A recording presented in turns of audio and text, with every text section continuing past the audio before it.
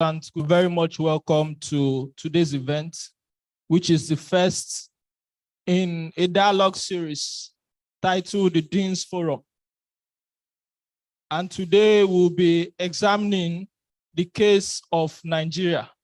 The theme of our event today is Understanding Nigeria.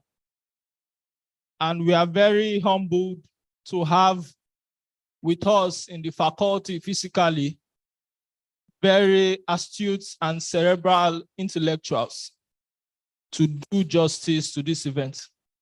For those of us online, wherever you are, we say thank you for joining us. Without much ado, we'll kickstart this event by inviting those who will be leading the conversation today to the other side of the table. I'll begin with the moderator for today's event, Professor Babafemi A, who is a professor of political science, is the founding editor of UNILAG Journal of Politics, the former Director General and CEO of the Center for Black and African Arts and Civilization, an agency of tourism, culture, and national orientation. Professor Babafemi A is currently of the Anti-Corruption of Nigeria, the ICT Academy. It's not here yet. Okay. Moving on to join on the other side of the table is another distinguished professor of political science, a proud alumnus of the University of Lagos, is also a solicitor and advocate of the Supreme Court of Nigeria. Delighted to have with us the first professor of Christland University, Abeokuta, who recently delivered the first inaugural lecture in the history of the university. And the very interesting title of the lecture was Interest. Please, with a round of applause, let's welcome Professor Babafemi Badejo to the side of the table. Prof, you're welcome, sir. Please, let's keep clapping for Prof. Please, let's keep clapping. Please.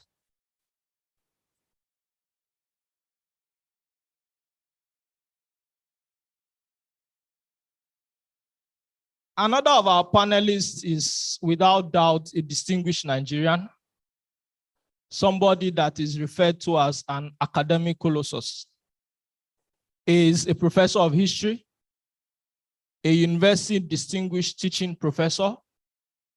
He is also the Jacob and Francis Sangamosika Chair in Humanities at the University of Texas at Austin, United States of America. We are delighted to have this cerebral Nigerian who is a fellow of the Historical Society of Nigeria. He is also a fellow of the Nigerian Academy of Letters. I must also say that this panelist we have with us today currently has 16 honorary doctorate degrees and is still counting. Please, let's welcome Professor Toyin Falola to our faculty today. Thank you very much, Prof, for coming. Please, let's keep clapping for Prof. We have to give honor to whom honor is due, please. I must also recognize the presence of some distinguished professors. I begin with our teacher's teacher, Professor Adele Jinodu, a distinguished political theorist who is currently on the board of INEC. Prof, you are very much welcome. We appreciate you for coming. Let me also acknowledge the presence of the Dean of Deans of the University of Lagos, the Dean of the School of Postgraduate Studies, Professor Abraham Oshinubi. Prof, you are very much welcome.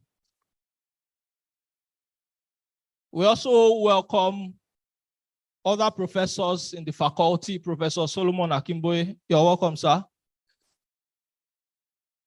Professor Darian Ologbenla, you are very much welcome.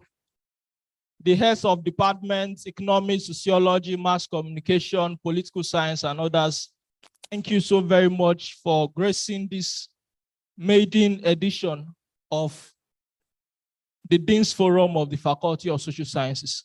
Without much ado, I want to invite to the podium for the welcome address the Dean of the Faculty, our dear comrade Dean, Professor Adelaja Odukoya. Please let's give him a round of applause.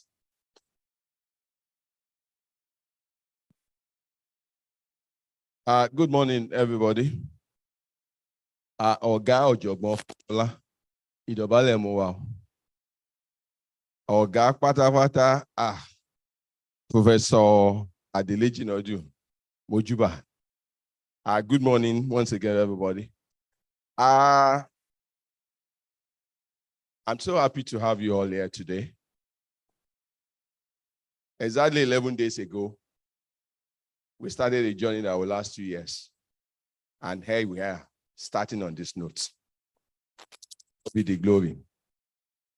There are at least two ways in which we can see what we are doing here today. The first thing I get that here we have now the world acclaimed, versatile, prolific, colossus, Toyin Falola with us. And at the same time, Professor Badejo, with over 25 years in the UN, busy maintaining peace all over Africa, just to discuss one issue, understanding like Nigeria. There's a way to want to see that as saying Nigeria is a complex problem and Nigeria is problematic. But that does not say that Nigeria cannot be understood or studied. The second way by which we are coming here together can equally be perceived can be seen from somebody an author who said, if anybody says he understands Nigeria, the person is either confused or is a liar. But as scholars, we are gifted with the tools, with the technicality, with the professionalism to understand complex matters. So I don't agree with that submission. Yes, Nigeria is a conglomerate of ethnicities, religious, cultural, linguistic, educational, under diverse and divergent orientations. Within these divergent orientations, there are equally divergent perspectives, crises, and contradictions. So consequently, Nigeria is actually very complex. And it is against that background that it is often echoed, unity in diversity. But without unity in diversity comes the problem of governance and relationship among people, between people and within people and groups. The abuse of state power, particularly in the context of primitive capitalist accumulation, and the conversion of the state to a site of struggle and a means of production are issues that have not helped matters and are actually complexify the problem with the Nigerian problematic.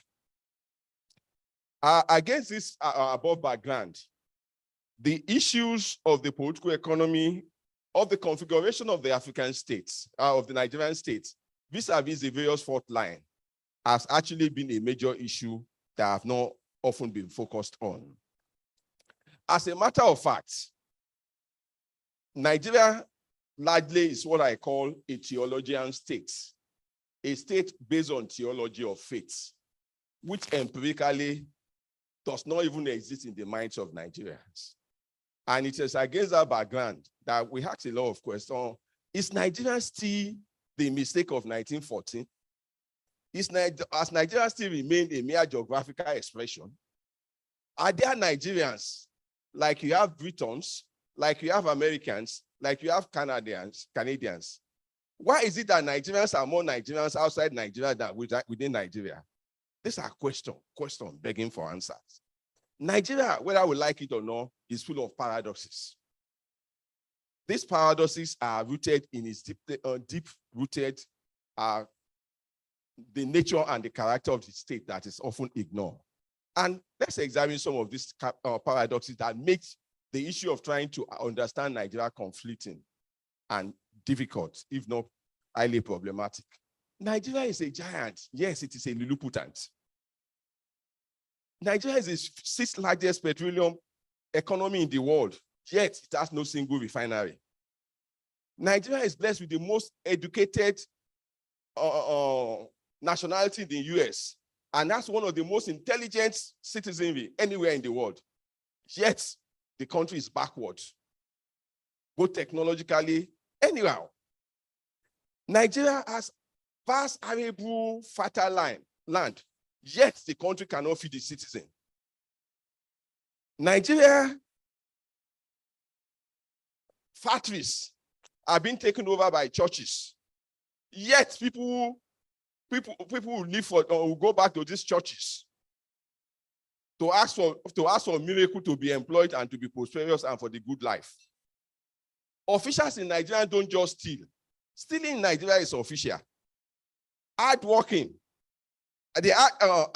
workers living in abject poverty are forced to make sacrifices when our glutinous ruling class live on the sweat of the masses. A poor man will steal a goat, he will go to jail. The rich man will steal our common patrimony, he will be celebrated with national award. The illiterates are venerated, the educated are ignored, if not hated. We have democracies. We have democracy, yet we don't have democrats. Talks are more important to our politicians for winning election than citizens. To be lawful here could be sinful and be stupid, while to be lawless could be smart. Councillors get more paid than professors. Universities struggle to produce pure water and bread to survive, while the government wastes the fund that would have been used for funding the university on senators. The livings are more venerated. The living are ignored, while the poor we waste funds on the poor. Civil servants on level 6 are landlords in Aso Rock, yet professors cannot build on bungalows. Army generals collaborate with insurgents. Police rent out their guns to criminals and run after young men that are trying to hustle for a living. The Japa syndrome has become Nigeria. Nigeria, contradiction, and paradoxes. Today, we are highly privileged to have Professor Toyin Falola, the teachers of my teachers, Professor Femi Badejo, my teacher in this same faculty, Professor as our panelist, and to moderate again is another teacher, friend, brother, and everything, Professor Babafemi, to discuss this issue. The tax for them, yes, for others it could be a monumental tax, but for them, it is within this. And part of the qualification for their being here, they have done works on this area. Oga Falola has a whole book of about 900 and something pages, Understanding Nigeria. Part of the present focus of Professor Femi Badejo has been the Nigerian problematic. And again, to actually tell you that how difficult it is when you come to this Nigerian issue, is that when we sent out the flyers and the names were, people saw the name, I got calls, I got text messages. Why are you putting just Yorubas? That's equally that. There's this feeling that even in scholarship, you must do a character scholarship. You must balance the ethnicity. That is the problem with Nigeria. It is that bad. But I can assure you, scholarship with the context of those I have here has no tribal mark. Scholarship, their scholarship is objective, critical, and engaging. And be assured that these panelists will satisfy our intellectual curiosity and will against us, will be engaged in it. This is in the first in the series of several dialogues that we'll have in a minimum of 3 months. Because the scholars must lead the change you desire. So, but unlike in the program, who want to be a millionaire, there is no final answer. They won't have the final answer. All discuss. Ladies and gentlemen, it's my pleasure to welcome to this inaugural edition of the Faculty of Social Sciences, University of Lagos, Nigeria, the Dean's Forum. Thank you and welcome.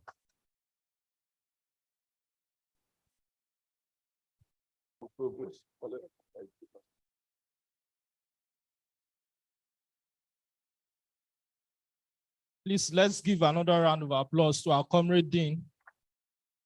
for hitting the ground running with this series, as well as setting the ball for today's discourse. Permit me to recognize Dr. Aziz, the Provost of the Federal College of Education, Akoka. Thank you for joining us. Once again, we appreciate everyone who joined us physically today, as well as those who are online for this conversation.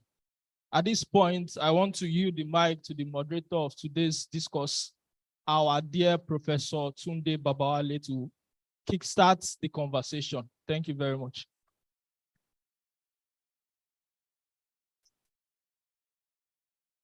Thank you very much, Ebenezer.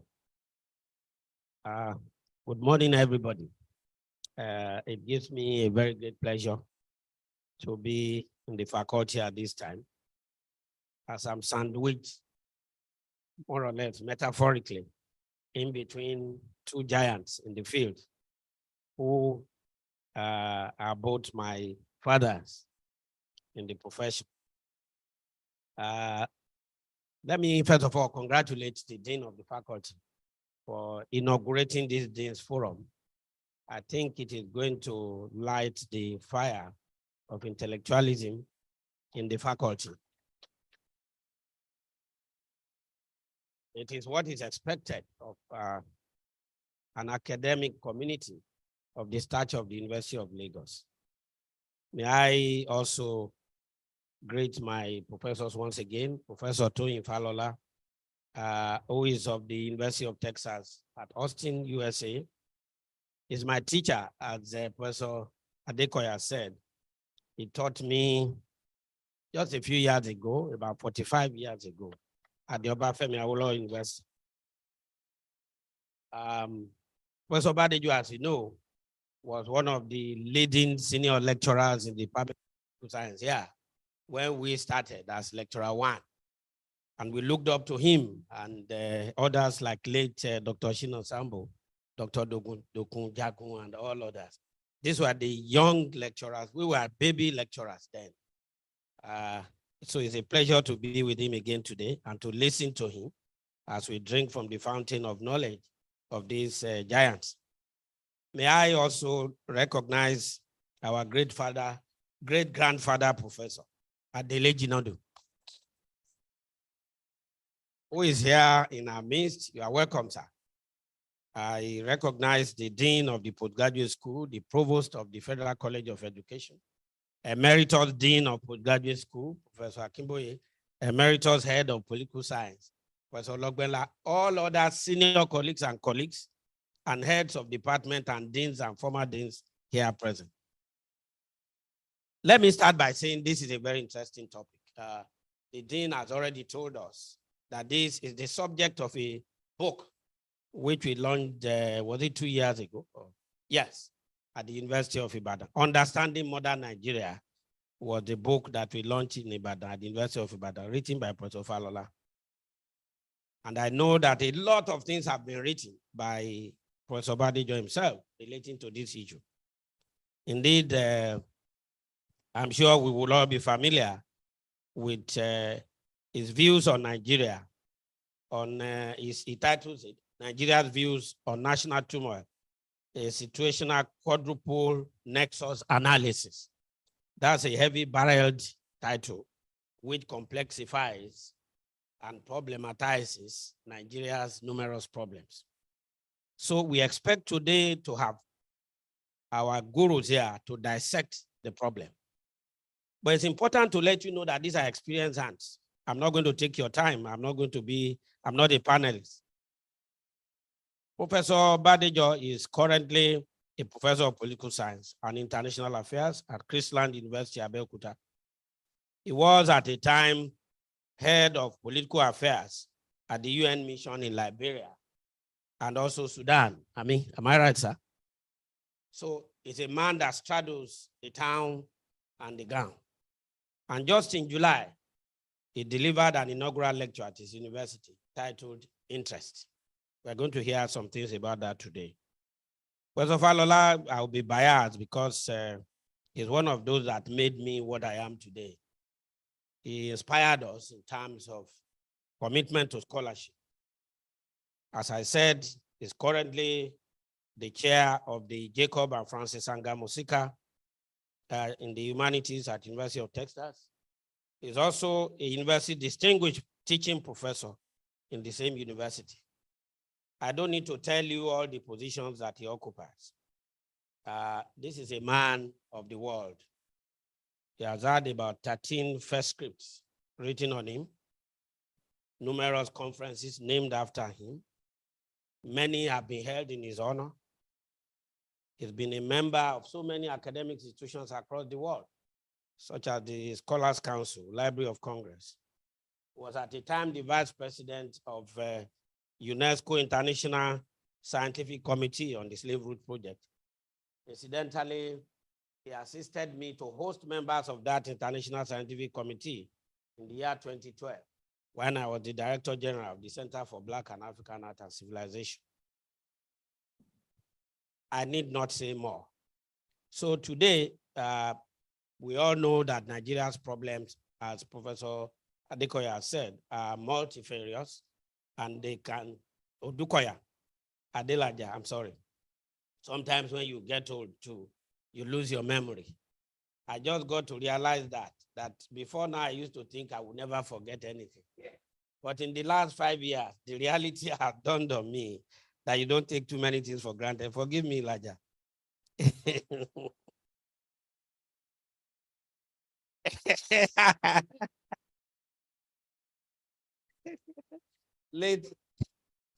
Thank you, sir. Late Dr. Sambo, who was here with us, used to say that old age is a disease. It is now that I know it is. Before we take off, I'd like to invite our respected Professor Falola to set the ball rolling. And then Professor Badejo should be getting ready after Professor Falola's introduction. Thank you, sir.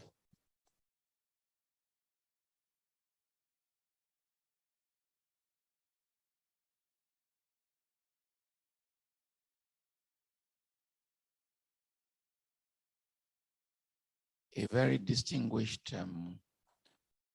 department. I was admitted here for law in 1973 before I went to Ife. And I've had so many opportunities to be here to give seminars and lectures, to serve as external examiner. One of the people I examine is now a vice chancellor by the name of Akin Yele. I've given many keynote addresses here. And it was a privilege when History Department on 50 that they invited me to talk. I have so many friends here. And this department, when I was in the dean's office, I was talking about the distinguished people who have worked here. And Ifowoshe of blessed memory wrote one of the best books on the Middle Belt, an excellent book. We have Professor Jinadu, we have Amanda, both of them were doing theoretical works. I once invited Professor Jinadu to republish his book on Fanon. We had Professor Ogunsanwo Akiemi became a professor here temporarily.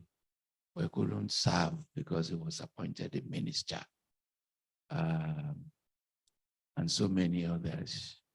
It was a privilege to be asked to evaluate some of those who became professors in this department. Their paper was sent to us. I won't embarrass them.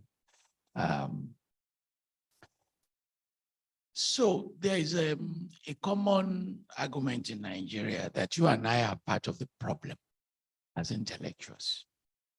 And I always say that claim is not correct. Our job is to be critics. We are not doing policy. We are not implementing the policy. So we're actually very successful in what we do, extremely successful. If others are not successful in what they do, that's their problem, not ours. And If anybody tells you you're a professor, you are part of the problem, you're not part of the problem. And I won't say my colleagues are complicit in this issue. We are not. We represent the voice of the people. And many of you who read me, you notice I've taken the academy to the public in what I call street slogan series. I just released something 2 days ago. I'm a common. Before that, Olusho, Lepa, Orobo, God when, last, serve you breakfast, in which I take street slogan and street sound, explain them, convert them into mini theories and say, members of the public, this is how your society is looking at. And I was surprised that the readership is a lot. I was in Cambridge to give a series of lectures. As soon as I walk into the hall, they shouted, Falola Idon, because I wrote something on Idon. And my first public statement on Tinubu, I said, Adon, let the people breathe. Everybody's now calling him Adon. So we're actually doing our work. Well, let me start by making the government happy. They are going to like this part of the lecture, that Nigeria is actually in many ways not unique. And this is an argument that one can develop with it. I doubt we go to any African country that the narrative is not the same. I've been to 64 countries. Bangladesh, the narrative is the same. Pakistan, the narrative is the same. They are all, just as you talk, that's what they're talking about. So why is the narrative the same? There's what I call anger in the South. We now live in the age of anger. Everywhere, whether it's Brazil, Costa Rica, Mexico, it's the age of anger. Everywhere, India, they're angry. Even those who, if you go to Britain, they're also angry. You know, the professors also go on strike there. They're also angry. And this anger is at a global scale. So anytime you are angry, just know that you are one in billions of people who are very angry. But why are people angry and why the scale?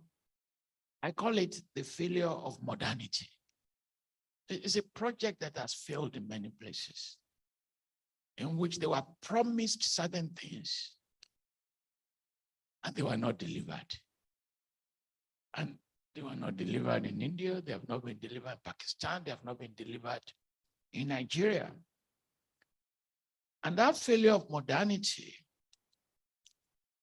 is when there's time, we have to hold another conversation. Do we create our own paradigms and say, this is how we want to look like? And have a matrix of saying, we're getting there. Take food, for instance. My favorite food is just basically amala and beans. Beans is my favorite food. My salary can afford it. Your salary can afford it. When I was young, there was a proverb in Ibadan. Ọlọ́mọ méjì ní jẹyìn, ọlọ́mọ púpọ̀ àmọ̀kì. So, do we need to, as intellectuals, okay, you want to destroy the fun? Because it is when I was introduced to Christianity, we believe that you don't have to know the language that God is speaking. So that you have to, you maximize the opportunity by having 2 kids, so you can have eggs and omelette. And you have many kids, you are going to take pap. Okay, yeah. And then we may talk about post-colonial incredibles and post-colonial innovations. Post-colonial incredibles is how this anger, this feeling of modernity will push you to do many things. and make you believe things that are totally unrealistic. If you can get hold of women's pants, you can take it to Babalawo in Ipetu Jesha for rituals, and you become rich. That's part of this post-colonial incredibles and the post-colonial narratives. How can a pastor tell a woman in church, remove your underwear? I'm not making it up. Remove your underwear. You want to have children. How can I come to you and say, I'll make you well, the Professor Jinadu. Let me put 7 candles on your head. And the thing will be melting on your head with heat. Why in the world will you believe that? And why would somebody ask you to eat grass? Which they do. Pastors ask people to eat grass. And in Kenya, over 400 people died because the pastor said you are going to make it if you keep fasting. So you have how all these post-colonial incredibles and innovations are now part of us. And you can see it in the contradictions that they didn't set up. You are the most Christian, the most Muslim, but you are the most corrupt. You see that contradiction that you see everywhere. But we are also unique in our own ways. Indeed, this uniqueness that not many countries look like Nigeria. I don't think people have written about it. Notice how ethnicity is structured without a dominant ethnicity. That's very unique. So you all think Chinese are the same. They're not the same. There's just a majority Chinese group that controls China. They have so many minorities. They have minority ethnicities. Or take India. The Hindu is a dominant ethnicity. You cannot understand the constitution of India without understanding Hinduism. But there is a country of Igbo, Ijaw, Hausa, Yoruba. You've accused Buhari of Fulanization, Islamization, but he has not succeeded. So one hypothesis is, suppose there is one dominant ethnic group. How would this country have looked like? And will it have been better? And notice the demographic shift. I want you to give you one takeaway, which will frighten.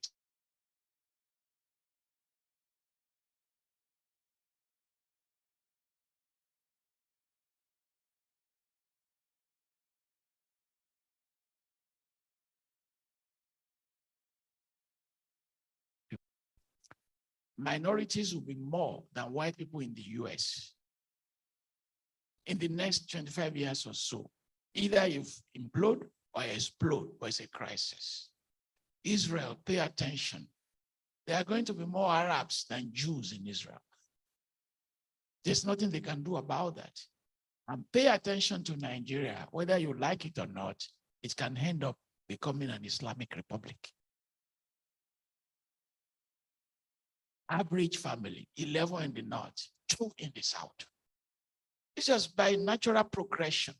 So the population of Nigeria in 25 years' time will be 450 million.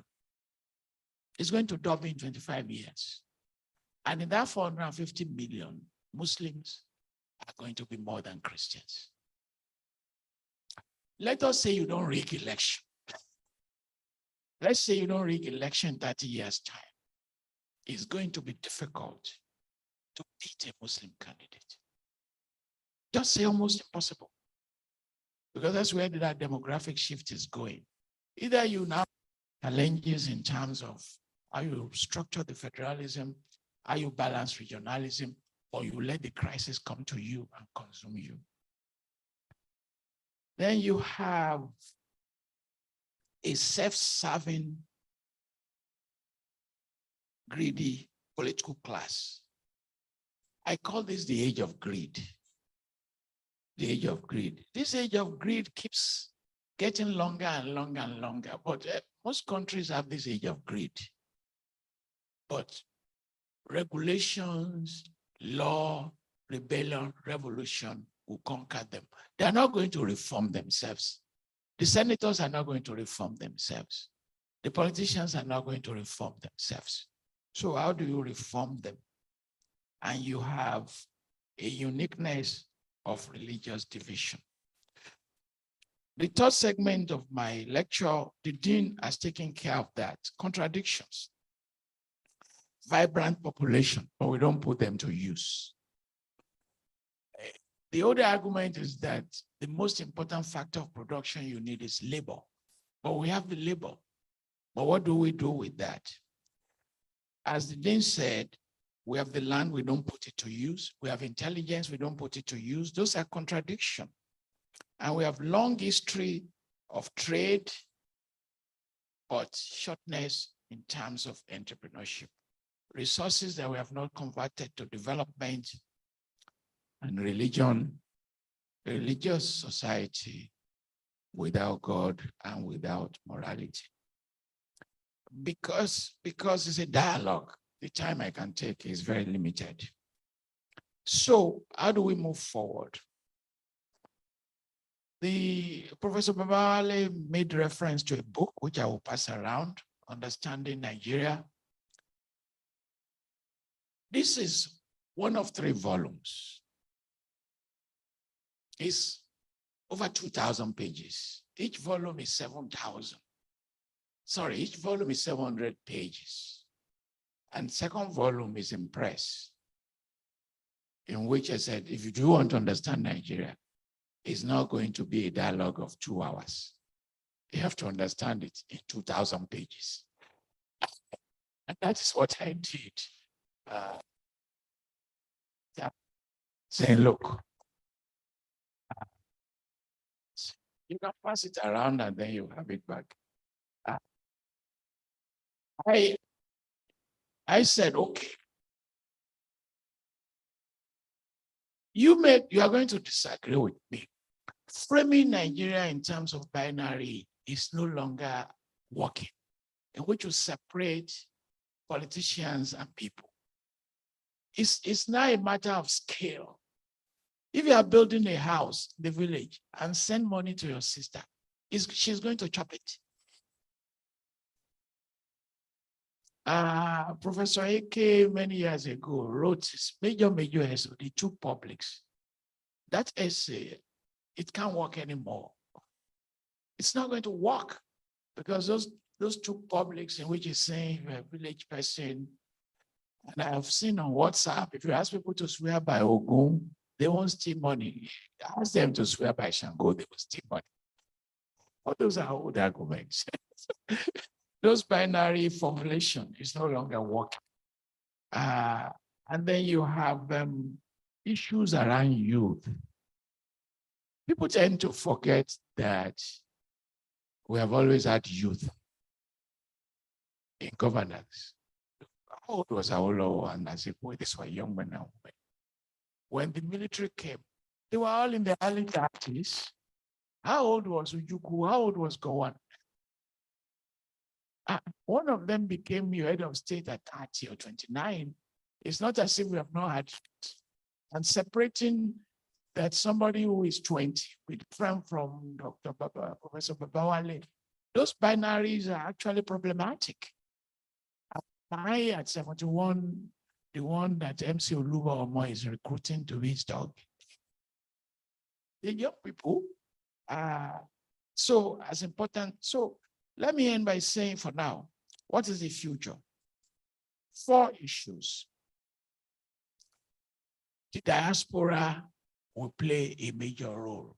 And I hope many of you follow the arguments by the African Union on creating the 6th region. How are we going to fuse those diaspora connections? Second, I want to make a plea that we should not lose the power of our culture and communities. We should not lose those. And I will just give you one example. If you live in the US and you read their newspaper, they will say people survive on $1 a day. I said, no problem. I will buy you a ticket.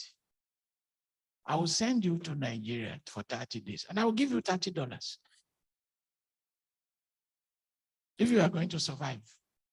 What people do not know are issues around social payments, how these communities, collective cultures circulate money. When I was at Ife, there was a time 14 people were living with us in the main house and the boys' quarters. They have to eat. But we do not remember how many people Professor Jinadu sent to school in his family. We don't talk about how many people Professor Badejo sent to school in his family. Or what we reproduce in all our writing, $1 a day, $2 a day. It doesn't work like that. The power of these communities, the power of the culture, the power of the collective is so important, but it's a variable that we do not talk about. And then we are going to have issues of demography that in not having this population shortage, how we have to turn this population into human capacity is a problem. You cannot ask people not to migrate or run away. These are individual freedom. These are individual freedom. Doctors will go, professors will go if we don't treat them well. So how do we meet the challenges of investing in them and not losing them? How will a government invest so much money, building hospitals, you collect degrees at UCH Ibadan, and 2 years later they lose you? And we have to do something about that.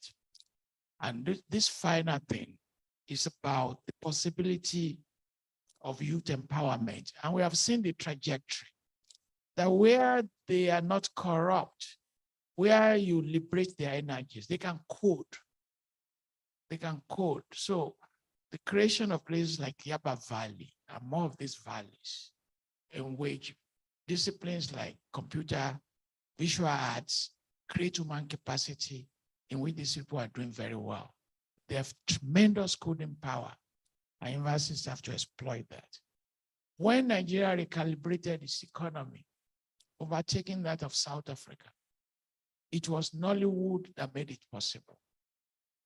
And you see the power of music. There's nowhere you go to in any country in Africa that you are not going to hear about Davido and Simi and Tiwa Savage and all those. And how we are going to empower that is one of the things we should talk about. I'm sure I will come back. Thank you.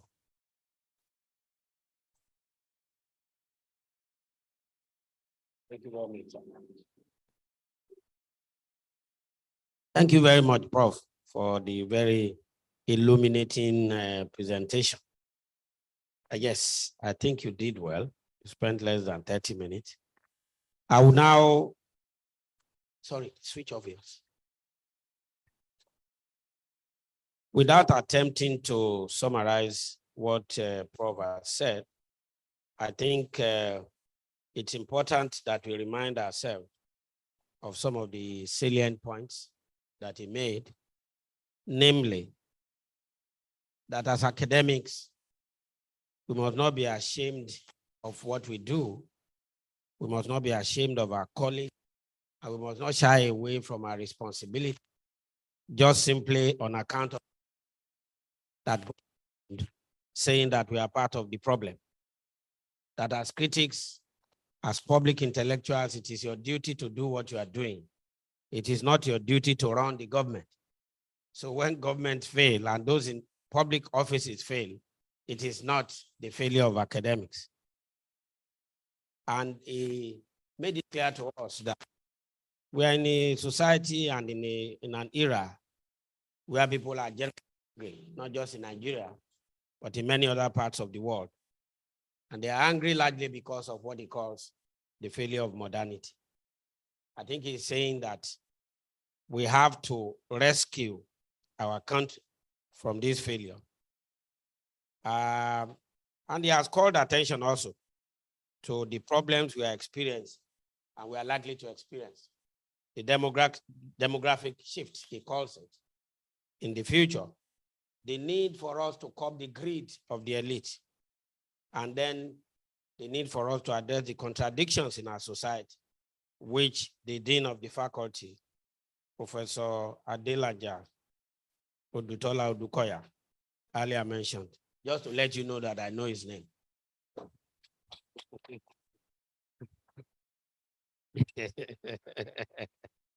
So I think the takeaway lies in the future.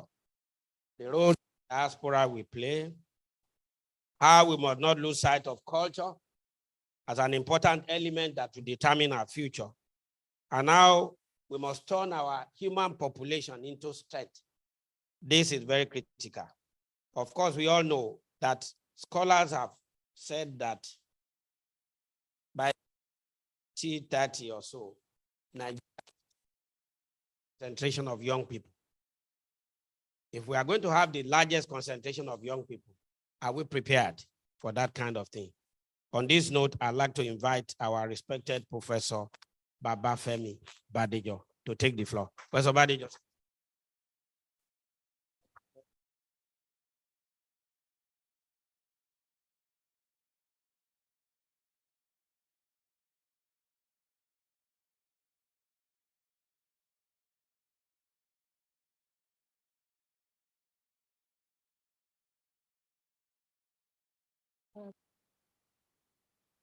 Very good morning. I think it's still morning. Yes, very good morning to everybody. I don't know where to start from, but as the dean, my dean, has indicated, there is a father in the audience, Professor Adele Jinodu, who made many of us, and I am extremely proud to appreciate him, and the fact that he is still showing up at many of these events, indicating that he has been blessed to not be forgetting, as he indicated in a joking way. Of course, we all know that the changes with age are very, very important, but what to do? We just have to live on with that. I appreciate the dean. The dean asking me to join Egunla, use his style by describing him as Egunla.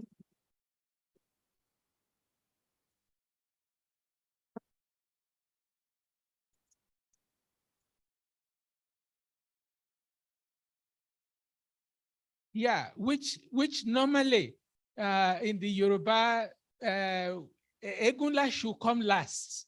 Egunla ngbẹ̀yìn ìgbàlẹ̀. So, but Laja did it the other way around, and I have to tremble to try to dance after the Egunla has already taken the stage. Of course, my colleagues, Professor Solomon Akimboye, Derin Ologbenla, the HOD of my department. I gladly call it my department because I was manufactured here by Professor Jinodu and co. Professor Ogunsanwo, who probably may be online, late Akisanya, the late Dr. Lugbemi, late Professor Anifowoshe, a number of them that molded so many of us at that time when things like we are doing now were normal. It's like you get into the university, this set of students are calling you to give a lecture. You are calling people from Ibadan, Badejo, Comrade Laoni. That culture doesn't exist anymore. You start wondering what happened. Several of those, Akin Oyebode is still very much alive. We are glad. Babatope, Professor Abbas, and people were called from different parts to reflect on what is going wrong at that time with our country. But that culture has disappeared. To see when the dean said that he wants to set a dialogue process going, and he was going to have the very first one, I was excited and happy to be part of that. And I hope that he is able to keep it up and perhaps encourage students also to revitalize the dialogue. Nigeria is debating whether it's going into Niger or not and what have you. You would have had the students of the University of Lagos call a general discourse at my own time that, of course, I just want to add one to the point that the contradictions that Professor Odukoya made. But before doing that, I should say that it's a great pleasure for me to be back here. I left not on a situation of happiness. I felt myself, I don't know if the word to use, but I never thought I was going to stay outside for long. I was entitled to 3 years leave of absence, and Professor Nuruddin Alao gave me 2 at the point and said, we'll give you the 3rd. And all that was in my mind was that I will go have experience there and come back to my passion, my love, the academics. But somehow a number of us approached the Vice Chancellor then that we could actually be coming when we are on leave to give lectures, interact with students, and all the rest of it. I wasn't the one who initiated that. I don't even remember who did. Professor Tade Aino, Professor Fashoyi, Professor Deji Popola. I think that we were 4 then. And I approached the VC then, and he told me, Aburo, you either return or you resign. And of course, I took the option of resigning in that kind of environment.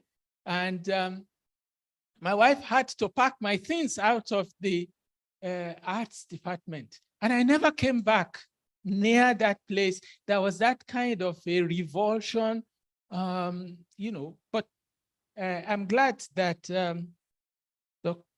Professor Dukoya brought me back today. I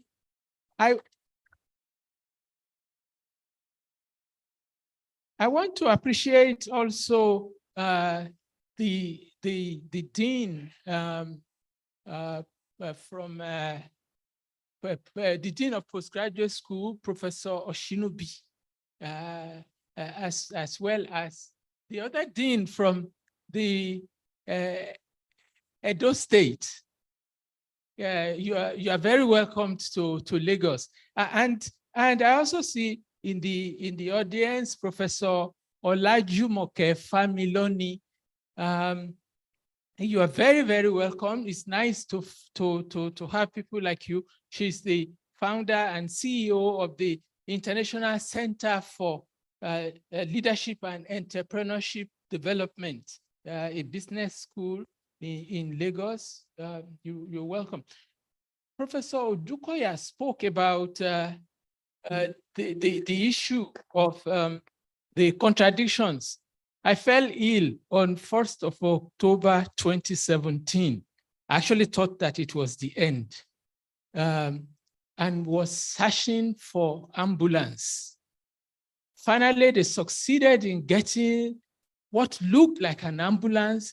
We entered it. It had nothing to sustain life before getting to the hospital. And to cut it all short, we got to the petrol station. They were driving the ambulance out because it was fuming. And the petrol people were afraid that.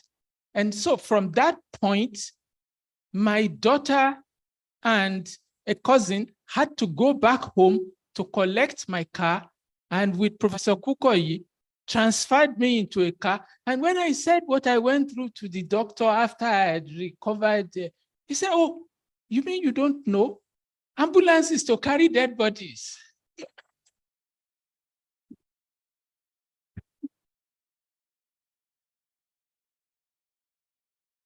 So invariably, it's the only way by which dead bodies could shunt in Lagos and not be okay.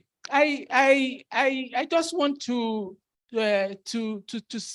speak about the fact that I don't understand Nigeria.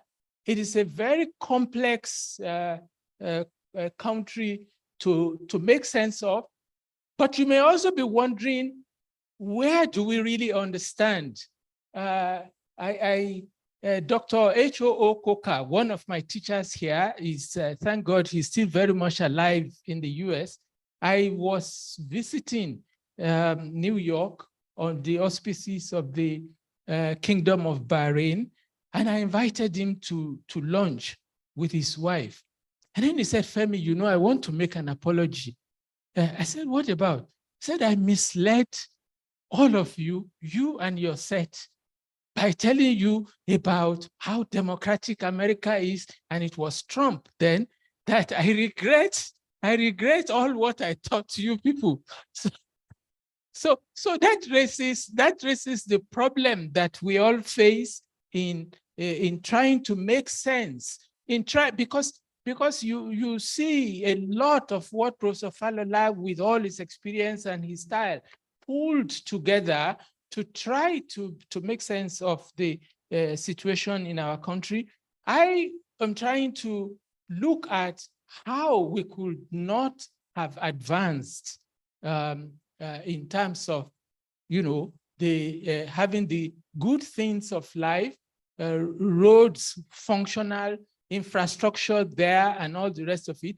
And in trying to do this, the Economic Commission for Africa invited 4 of us. There were 2 Nigerians, 1 South African, and 1 American, to look at different parts of the regions of Africa. I looked at West and Central Africa. And the whole idea was that we should come up with the pillars that are essential for the development, more or less.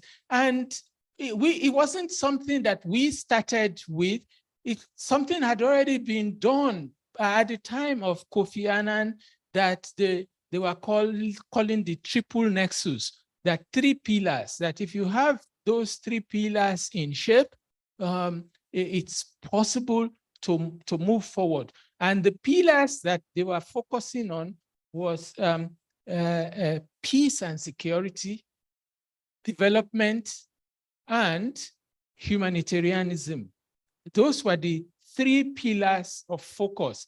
Of course, the same Kofi Annan was also emphasizing the importance of human rights, that you cannot move forward if you are not paying attention to human rights, and that it is the failure to pay attention to human rights that aggravates the situation of peace and security going down the drain. And when peace and security goes down the drain, you are unable to handle development. So when we were now looking at this effort for the ECA, we ended up in talking about the quadruple nexus. And the quadruple nexus in that situation was talking about peace and security, development, human rights, and humanitarianism. Being able to build the resilience of people to address the shocks from nature and even man-made shocks, being able to handle all that became very, very crucial as part of the focus. And in not making it just an a priori effort of ours, the UN commissioned surveys all over Africa, and the Office of the Special Advisor was to then pull what we are doing in all the regions together to arrive at a composite whole for Africa. Another South African was working on that with that other body. I realized that out of about 380 something, 87 or whatever, online efforts that I had done for all the countries in West and Central Africa, that 207 of them were Nigerians. And that became an incentive for me to extract that survey on what are Nigerians saying as to why we are not moving forward. And the kind of Nigerians, I extracted the survey into a smaller entity, and I have a 15-page write-up that I sent to the dean overnight, and perhaps he might be able to find a way to make available. But I didn't want to come here and be saying our survey said, as they say in all those American Jeopardy and all the rest of them. But it was very crucial that most of the people were 64-something% of Nigerians were people who had post-tertiary education, meaning it was a very highly educated set of people that we were lucky to have captured with the assistance of UNDP and all the rest of it. And so what they were saying became very important. And it was from that I then put on the effort into how do they understand the country. And in terms of their reaction on the question of Nigeria, they equally found that those 4 pillars, when linked properly and for operational reasons, both for analysis of why things are not going well,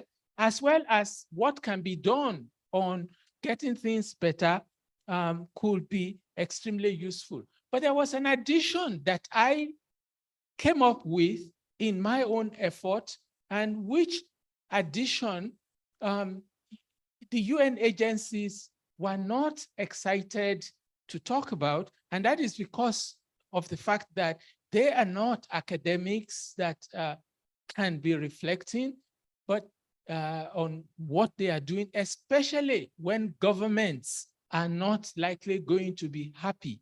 And that is, I came up with 4 other problems or 4 other issues that were strategically foundation, that it's not a question of having the 4 pillars alone that I told you about, but that there are 4 crucial strategic foundational issues that must be addressed before you can have a clearer picture as to why the interlinkages are there, but there isn't a forward movement. And in that respect, I came up with the crucial nature of the governance, which is with respect to leadership deficits and corruption. That if we're able to deal with leadership deficits in the country, not just in terms of political leadership deficit in general, if we're able to take care of that, it will be possible to move forward. And then also what I called external dynamics. But what I was calling external dynamics was not new. It was something that the dependency theorists focused on when I was a student. But the West rubbished them and made it appear like they were talking nonsense. And they got driven off the stage that they were saying every problem is to be looked at externally. And the retort you normally have is, how long has these Africans been independent? If you cannot solve your problem after so long, then it is your problem. Don't look for answer elsewhere. But I refined that in saying that external dynamics are very, very crucial in making progress, because if you look at what is happening in Niger today, and if you look at the reactions of Nigeria to Niger, you cannot but appreciate external dynamics. 63 years, they say to the Nigerian, you have not done anything, but you are having uranium and you are not able to develop that uranium. Why? Because of leadership deficit, but also because there is somebody behind you that made you sign that your central bank will be in France. The money that you make will be stored in France. And should you need money to borrow, you will borrow your own money at a higher rate. And all these were signed at the end before independence could be given. And you call it independence, what was given. But you then look at the only country that stood up and said, no, we will not accept this, Sekou Touré's Guinea. Sekou Touré, if he were alive, he would tell what he went through to escape assassination, but they destroyed the country on their way out, that these were our own infrastructure that we built, and you are not going to enjoy it. Silvio Olympio in Togo tried to say, why should we be having our money in your bank? And he started printing Togolese money. What became of him? He was assassinated. And Nasingbe Yadema, who helped in the assassination, stayed as head of the state for some 37 years or more. His son took over. His son took over in a way that was, they talk about the democratic. I want to avoid talking about that. But all these people now were the ones sitting, judging the ones in Niger with respect to. So what I'm trying to point out is the import of external dynamics in the focus, as well as the issue of institutions, that there is very little that we can achieve if we don't have functional institutions. And institutions are crucial, but most of the time, people only think about political parties when talking about institutions, but there are several institutions that are essential.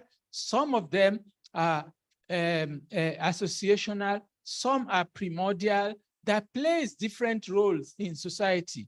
Professor Falola was speaking about some of that.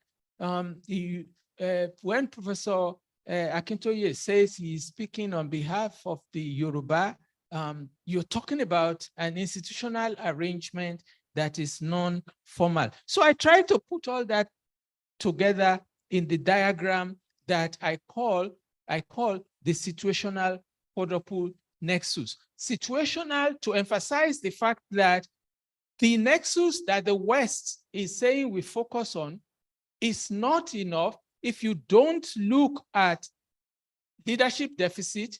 If you don't address the issue of corruption, you are going nowhere. So having done all that,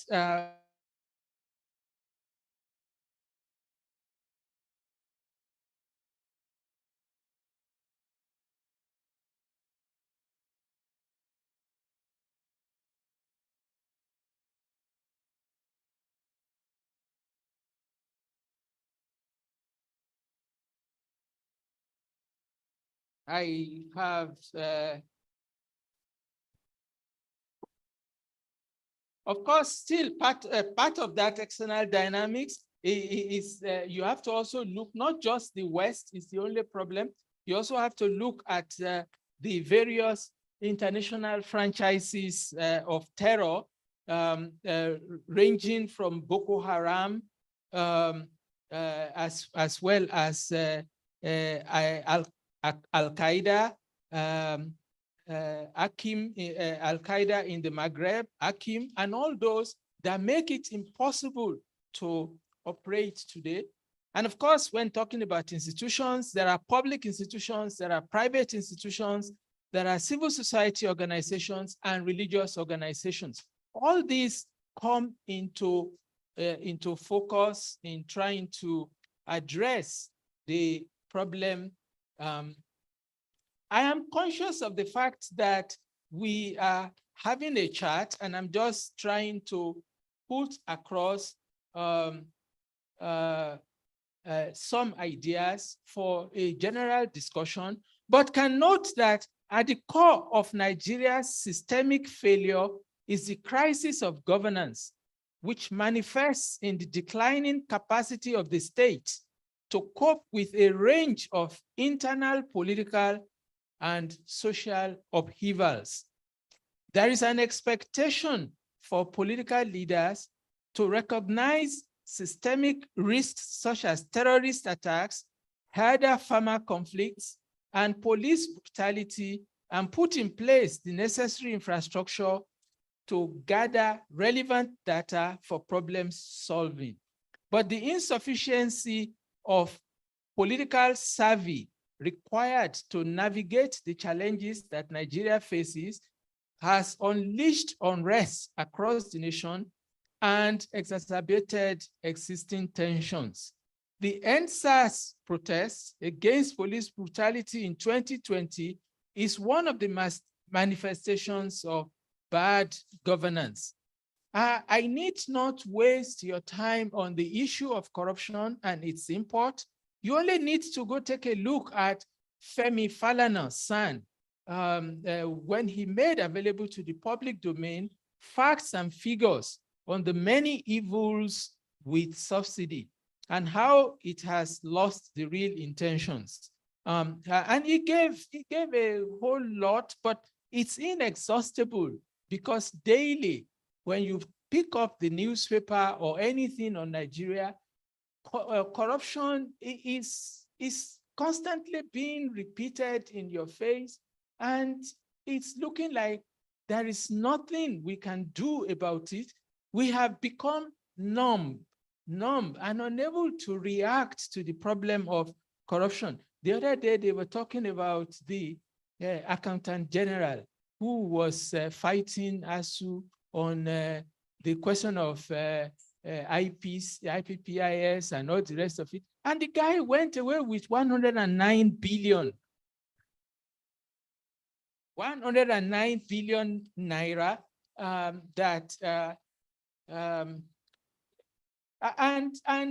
and several of the people who are giving leadership are having cases. The president of the Senate, is it on the basis of the whatever he had taken out of Akwa Ibom State, or on the basis of NDDC And it says, don't worry about all that. Let's allow the ordinary man to breathe. Okay, there are statistics on the, like I said, some of the statistics, 69.6% of the respondents agreed that corruption and lack of transparency are the greatest threat to achieving peace and security in Nigeria. Similarly, 59% of the respondents agree that the lack of good governance in Nigeria hinders the existence of peace and security. I look at what they also said on failing or failed institutions. I have to do a toute vitesse. So 63.7% of the respondents responded in agreement that religious intolerance is a major threat to peace and security in Nigeria. Also of institutional concern is the responses of 69% of the who agreed that indeed ethnic marginalization and grievances account for violent conflict in Nigeria. Focusing on conflicts as it relates to insecurity, especially in the context of intra and intra-people conflicts, 68.1% of the respondents strongly agree that a society where conflicts are resolved through dialogue would experience sustainable development faster. This is a pointer to the importance of exploring dialogue, negotiations, and alternative dispute resolutions against the use of force or violence. There's various issues on development that in the same way, and the problem of non-performing institutions and how they hamper human rights. On external dynamics, respondents agreed that the humanitarian crisis in Nigeria are human-induced. They allude to terrorism, deliberate external influence leading to state failure or fragility, and the control of internal affairs in a brazen neo-colonial arrangement.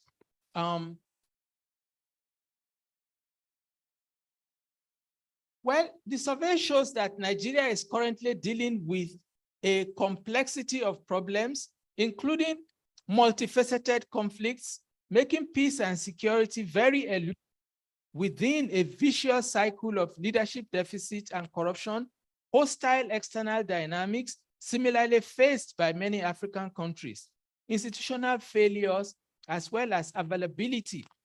When you're talking about external dynamics, I want to quickly point out that many times people are now saying internationally, you are saying what you're saying in Africa. How has the Asians been able to do it? We must face that. And that's why I'm saying that our own leadership has lacked the dexterity or the stealth capacity needed to be able to move society forward without getting assassinated. The Asians have been very good in getting that done.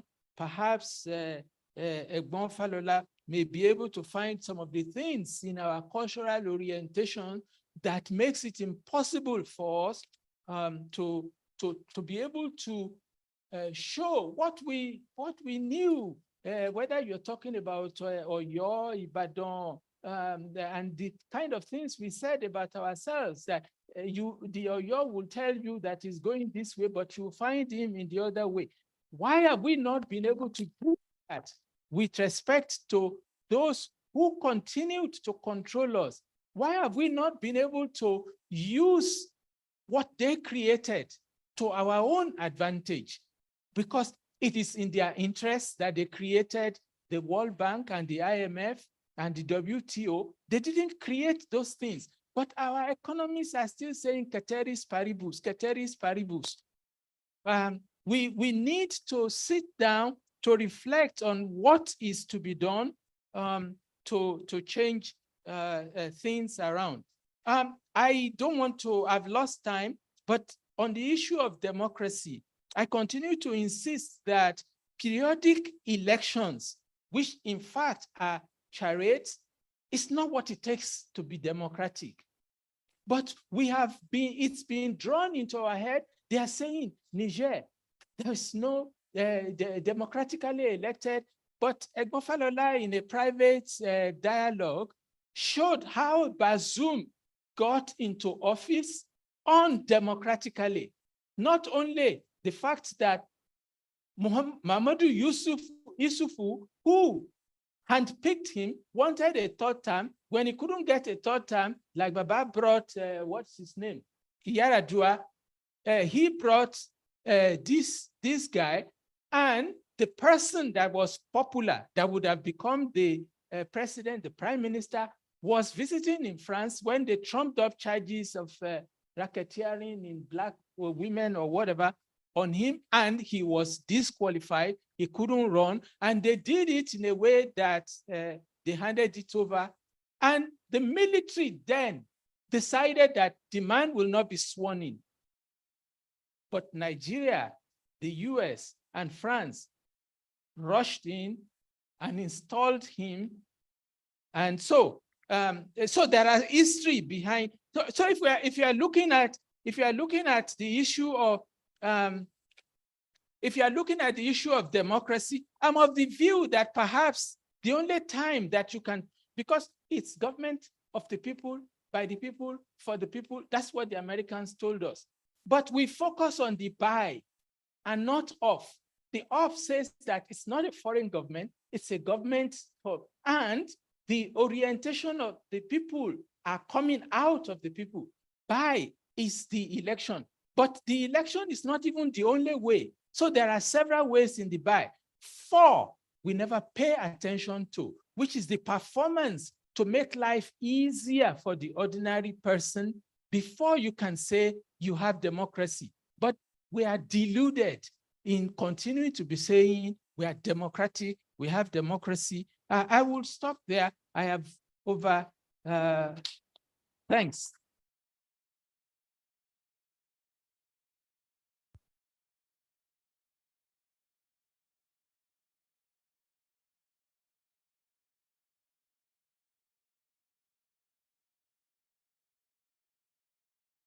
Thank you very much. Thank you very much, Prof. That was a very comprehensive talk that we've just listened to, which expands some of the points that Professor Falola raised earlier.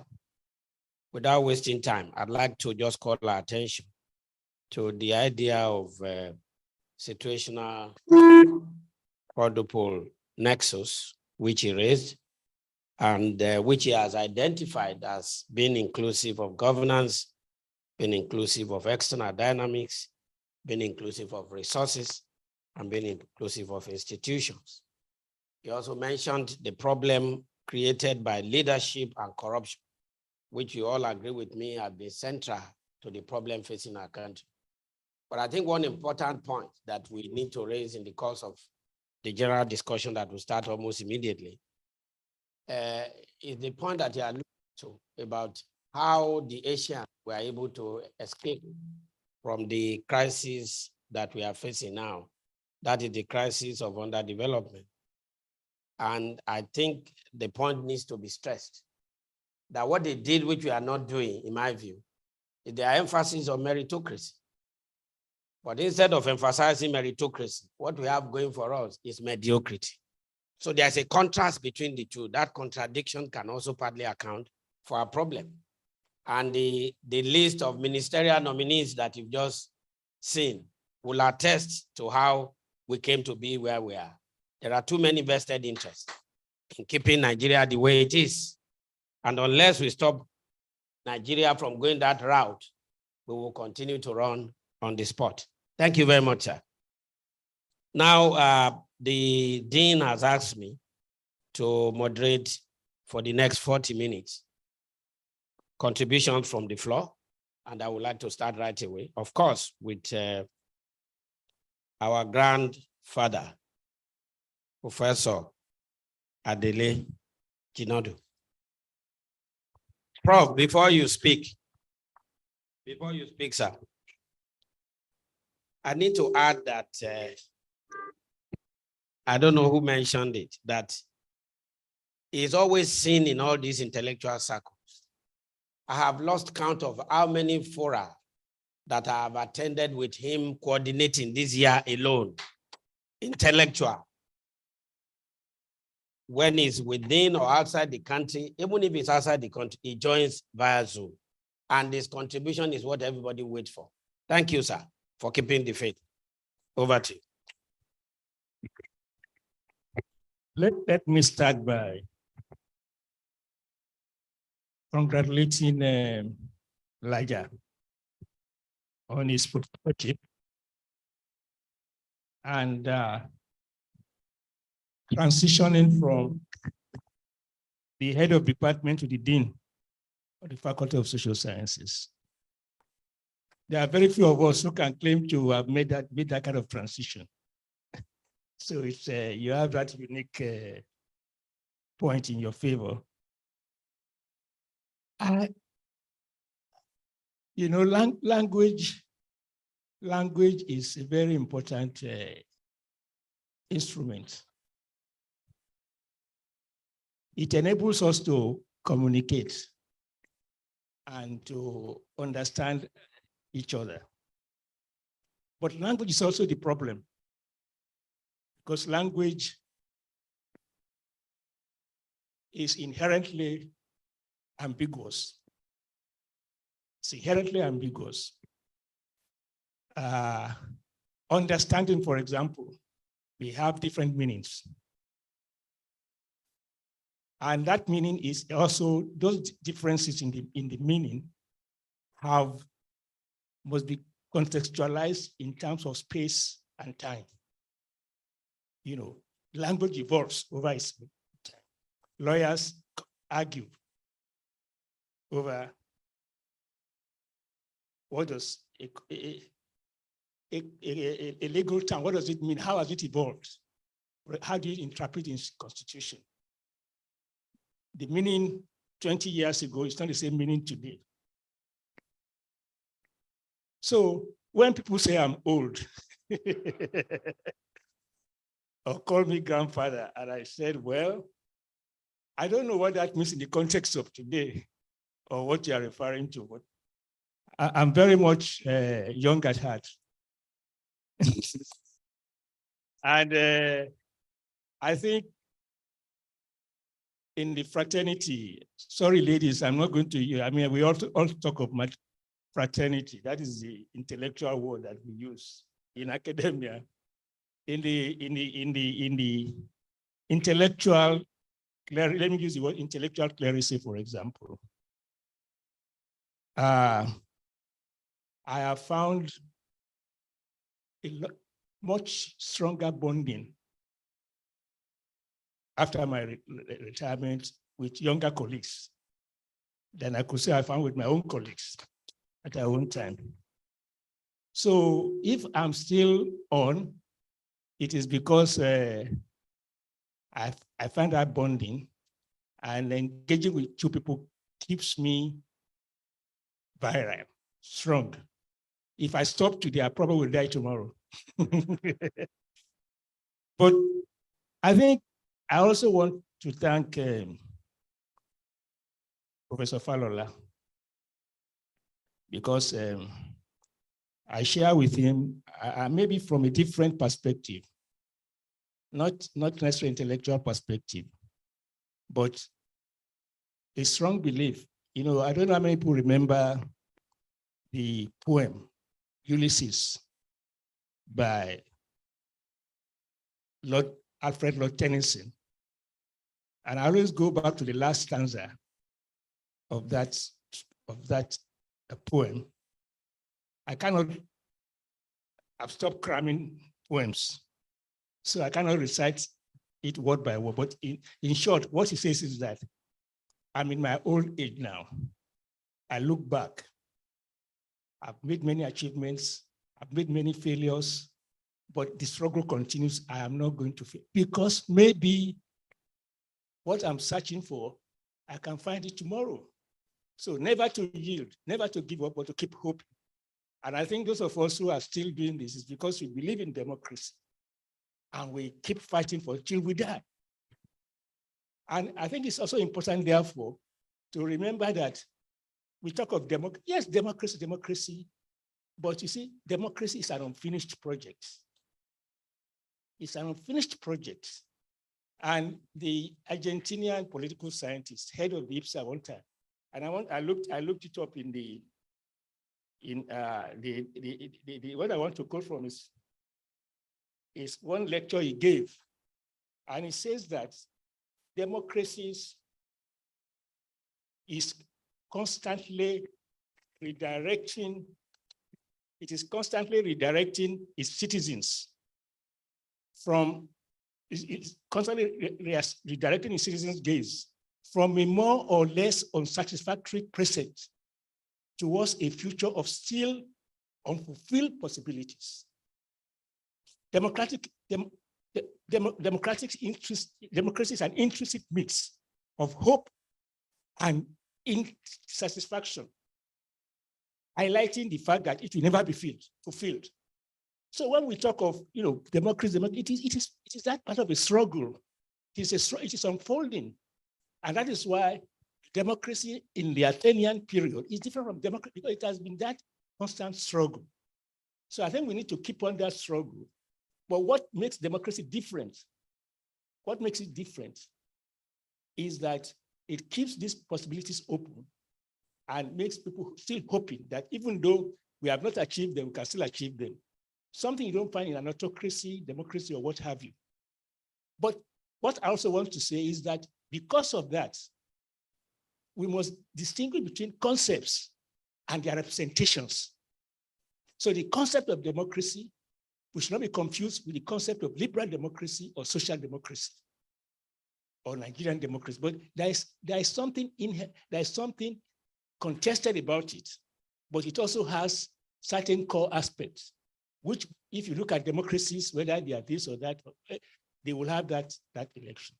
So let us focus on elections, because elections is not just election, but how it is conducted and what are the within what context.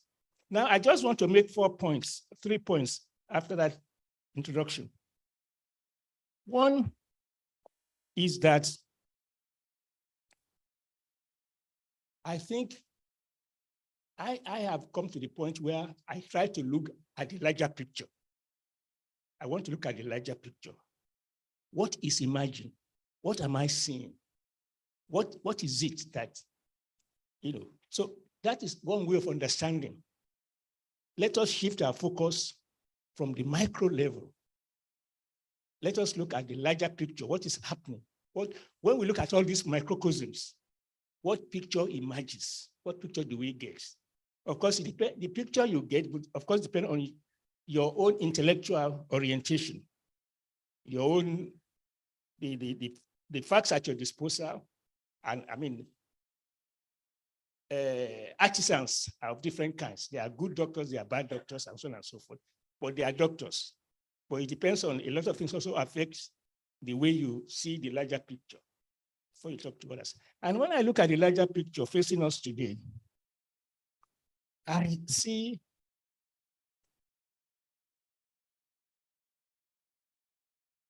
a major break in elite consensus in our country. There's a major elite consensus, breakdown in elite consensus in our country. And I think it is because we have privileged one identity marker over other identity markers. We have privileged the ethnic identity marker over other markers. And because we are doing that, we are eroding national institutions that should cut across identity markers. How we got there, of course, is a different issue. But when I look at it, I see serious breakdown in elite consensus. And that came out clearly in the last election, 2023 election, when there's a complete breakdown of elite consensus among those who are ruling us. Elite consensus needs some trust. It needs some reciprocity, mutual reciprocity, mutual trust. our ruling elite, that there's a complete breakdown. Whatever you want to say about it, your constitution is one aspect of where you can see how much of that constitution is being respected, how much is it being upheld, to see whether there's an elite consensus. But I think looking back over the past 5, 10, 8 years or so, I think we've seen a gradual erosion of the elite consensus, which we tried to rebuild after the Civil War. First, with the Murtala Obasanjo regime, to recreate that elite consensus. And under the IBB regime, from the military rule from 1985 to 1999, there was an attempt to rebuild an elite consensus after the first one breakdown. The second point I want to make is that that elite consensus also reflects the failure of our political parties to manage diversity democratically. The political parties constitute a major problem in terms of maintaining and building elite consensus. Number 3, I think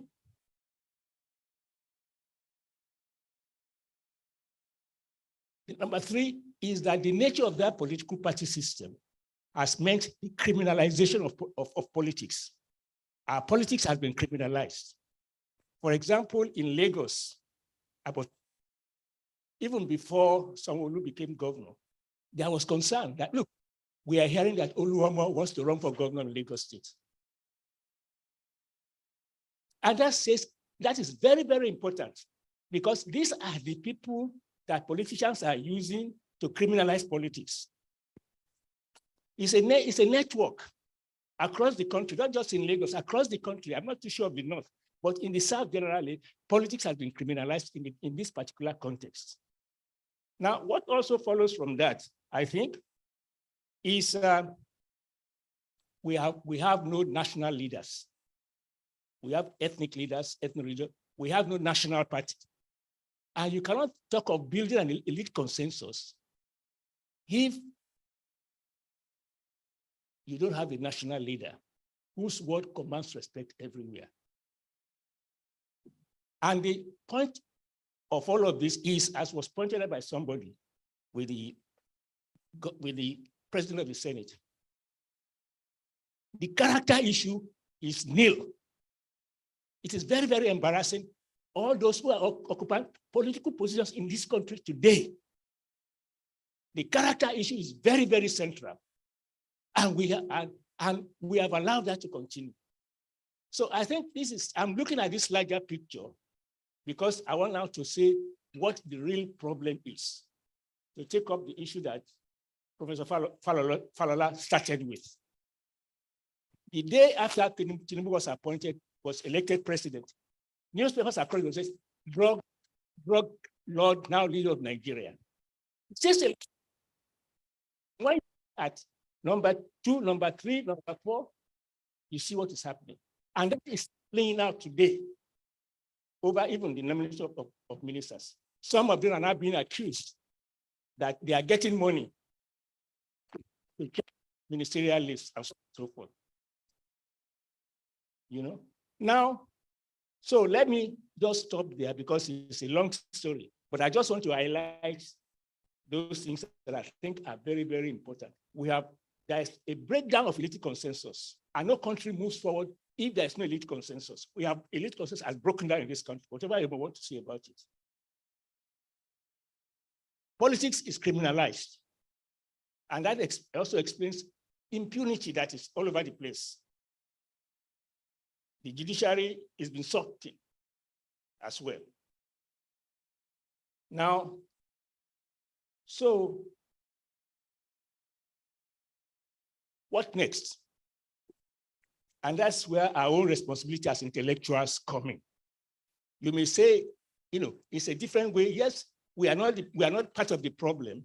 We are not the problem, but we can do something about the problem. And that is why in my first year in the postgraduate school, there was an article in the Journal of Modern African Studies, written by the Canadian political economist Colin Lees. What is the problem about corruption? Now, what Colin Lees is saying there is that if you look at the history of democratic development across the world, and using specifically North America, Canada, USA, Britain, he says their politics was very, very much corrupt as part of the democratic struggle, that it was a struggle against corruption in office, from the monarchy, whatever it is. And that one day, somehow, the professional groups said, we must confront the politicians and say, enough is enough.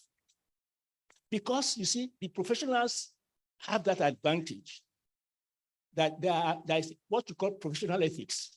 There are certain things you don't do, number one. Number two, it also creates a cross-identity bonding. You know, you're a lawyer, whether you're Yoruba, Hausa, Muslim, Christian, there is something that binds you in that, that there is a culture of that, of ethics. And generally, it is an ethic that emphasizes your responsibility and you're working for the common interest, and so on and so forth.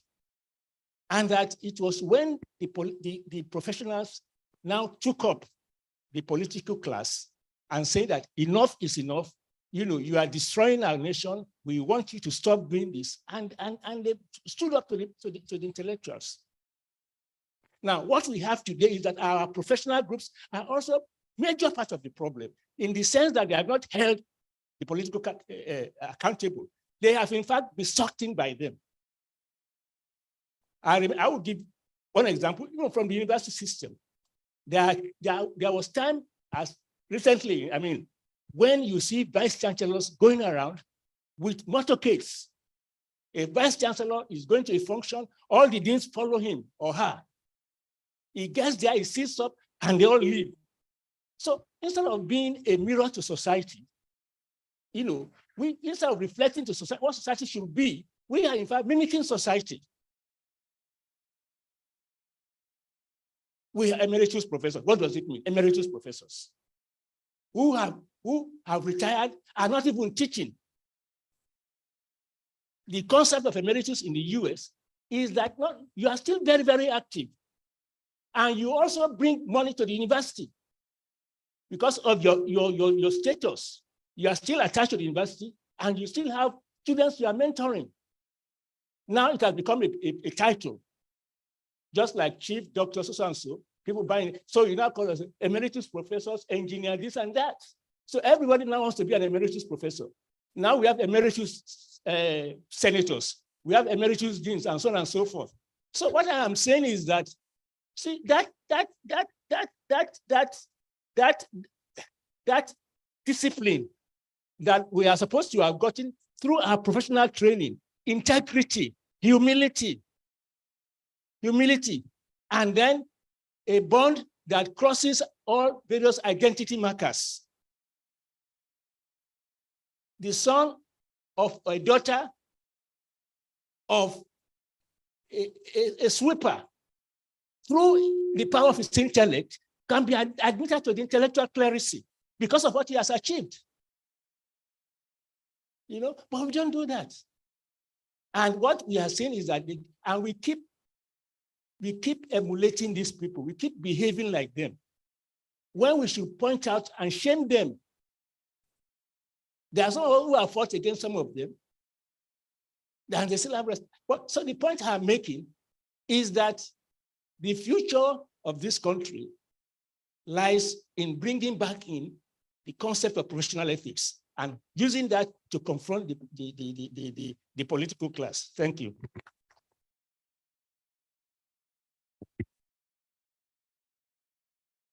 Thank you, Prof. What you have said needs no summary. We have all listened and heard you loud and clear. Can you please permit me, the audience, to let one of those who expressed interest in making contribution online to please come up? I think I saw Professor Nuhu Yakub online. Yeah. You have the floor. 3 minutes. Unmute yourself, please. You are muted. Yes, he has unmuted. Can you hear me now, please? Can you hear me?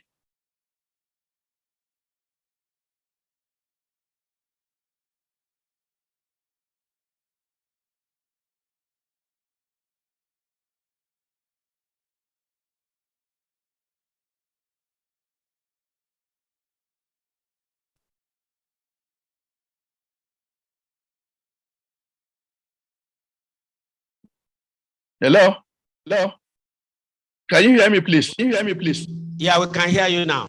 Okay, thank you so very much. And I want to also start by thanking and commending the Dean of the Faculty for this initiative. I think it's an innovative, it shows, that, younger professors or the younger ones are coming up are actually very much alive, and they are trying to also prove their mettle. So congratulations. And in addition, let me also thank the two speakers for their very versatile intellectual contribution to this discussion. I am worried by Professor Falola mentioned the issue of population of the country that is going to be, in the neighborhood of 450 million in the next 25 years. That is quite alarming to me. And then the point also raised by Professor Badejo about the fact that the Asians, what is the source of their success, which apparently we don't have in this country. These two issues are quite, if I like, congruent with one another. If our population should gallop to 450 million in the next 25 years, and we still have this culture of not, trying to integrate as we should be as a nation state, I'm really worried what kind of impact this is going to have on the stability of the nation state, some 25 years from now. Most likely, most of us who are speaking today will not even be alive then. But what legacy of political culture are we going to leave for the generation yet unborn or that are coming up at the moment? And the issue about, the success story of the Asians, I think it is a very important point that Professor Badejo raised. And again, this is why, the points raised by Professor Adelejinedu about corruption, which I also talked about recently in my inaugural lecture, is actually one of the things that is, decapitating our political stride or, democratic politics in this country. So I think these are the issues that, this forum, plus also the, concern of the academia, should continue to harp upon to see how we can actually get beyond it in order to have a nation state that we can be proud of. Once again, thank you very much for this opportunity to make my own little contribution. Thank you very much, Prof. Thank you so much. Professor Falola will respond later. I think he will take note of all the questions. Professor Badejo. Yeah, sir. With the blue cap, like my own.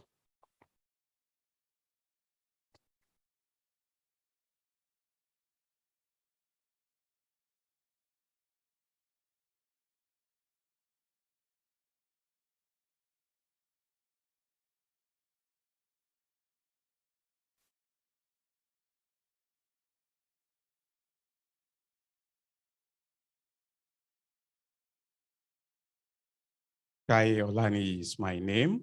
I'm a retired postman. I want to appreciate you all for letting me come and breathe under the auspices of your intellectual charity. The topic that we are discussing today is a very serious one. And I always ask, the Nigerian factor, is it kind of a mystery that cannot be unraveled in a myriad of ways, in various ways that we are being confronted by this Nigerian factor. I like to mention one or two quotations. The first one was by late Chief Babafemi A, because when you look at the political trend in the country in the past and today, you will see that there are certain manifestations of what those heroes of the past had actually thought of. Awo said that he has never considered himself as having a monopoly of wisdom. But the problem is when those people in position of rulership and leadership are in clubs, mingling with men of shady character and women of easy virtues, he and people of like minds, they are in their rooms thinking about the problems of Nigeria and how to find solutions to them. Only the deep is called to the deep. Do we now have those who will be deep-minded to think about the problems of Nigeria and how to find solutions to them against the cream of people that are receiving bloated everything, and people like us that had put in 35 years in service are still having cancer of the pocket. And I know that even if I swear by Ogun that I'll be able to give any kind of tithe from whatever pittance I receive as my pension to the organizers of this program, I'm honestly telling you that I may default. But we shouldn't also lose hope, because like Zeke said, when he was inaugurated as the president of Nigeria in 1963, 1st of October, he said, to no person, no matter how rich, should we mortgage our conscience. To no nation, no matter how powerful, should we mortgage our independence. But when we look around today, you find that there is only the money bags that if an ordinary member of the House or Senate should come here now, the way and manner people will want to go and have handshake with them is quite different from those who are really contributing but are never recognized. So my questions to you goes, what is this Nigerian factor?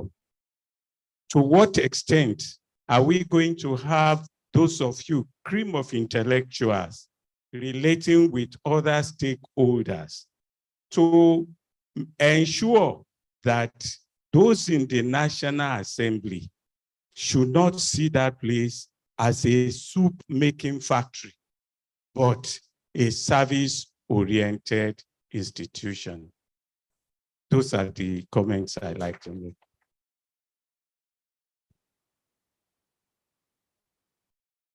Thank you, Ms. Olani. Forgive me, I didn't know it was you. This is an intellectual outside the academia. I've known him for quite a long time. He has a passion for collecting stamps, and he vibrates, in fact, on an intellectual plane that is admirable. Thank you for being part of this. Yes, sir.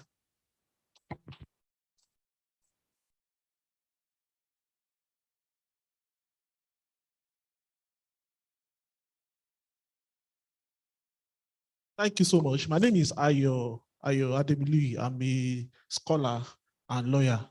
I was, though I missed most part of the lecture of Professor Toyin Falola, but given his pedigree, one must assert that we are now in the period where we miss out on the kind of alternative scholarship that is needed at this time. Given the level at which the labor policies are being implemented, one could recollect with nostalgia this kind of scholarship we used to have in this part of the world in responding to our far-right policies like the structural adjustment program and the rest of it. Like Professor Badejo is of commendable work. I think, of course, one cannot minus the fact that the collapse of the Stalinist Soviet Union and a whole lot of things that happened with it are usually triumphalistic thinkers like Francis Fukuyama even came to the conclusion on their own that this is the end of history for as far as the socialist projects of socialist revolution is concerned. It is Leon Trotsky, a co-thinker with Vladimir Lenin and a co-leader of the Russian Workers' Revolution, that said that in our epoch, which is the epoch of imperialist triumph, we cannot proceed in any way from a nationalist conclusion, especially in addressing the Niger crisis. There's no way we can keep behind any section of the imperialist elite, because we are not seeing the emergence of Putinism in a post-Stalinist era. Putinism itself, without being modest, is a continuation of this restoration in Russia. So the task for us, thinkers and the intellectual working class in this part of the world, is to analyze the other working class in the final task of not only liberating Africa, but the entire world out of the grip of imperialism and capitalism. Thank you so much.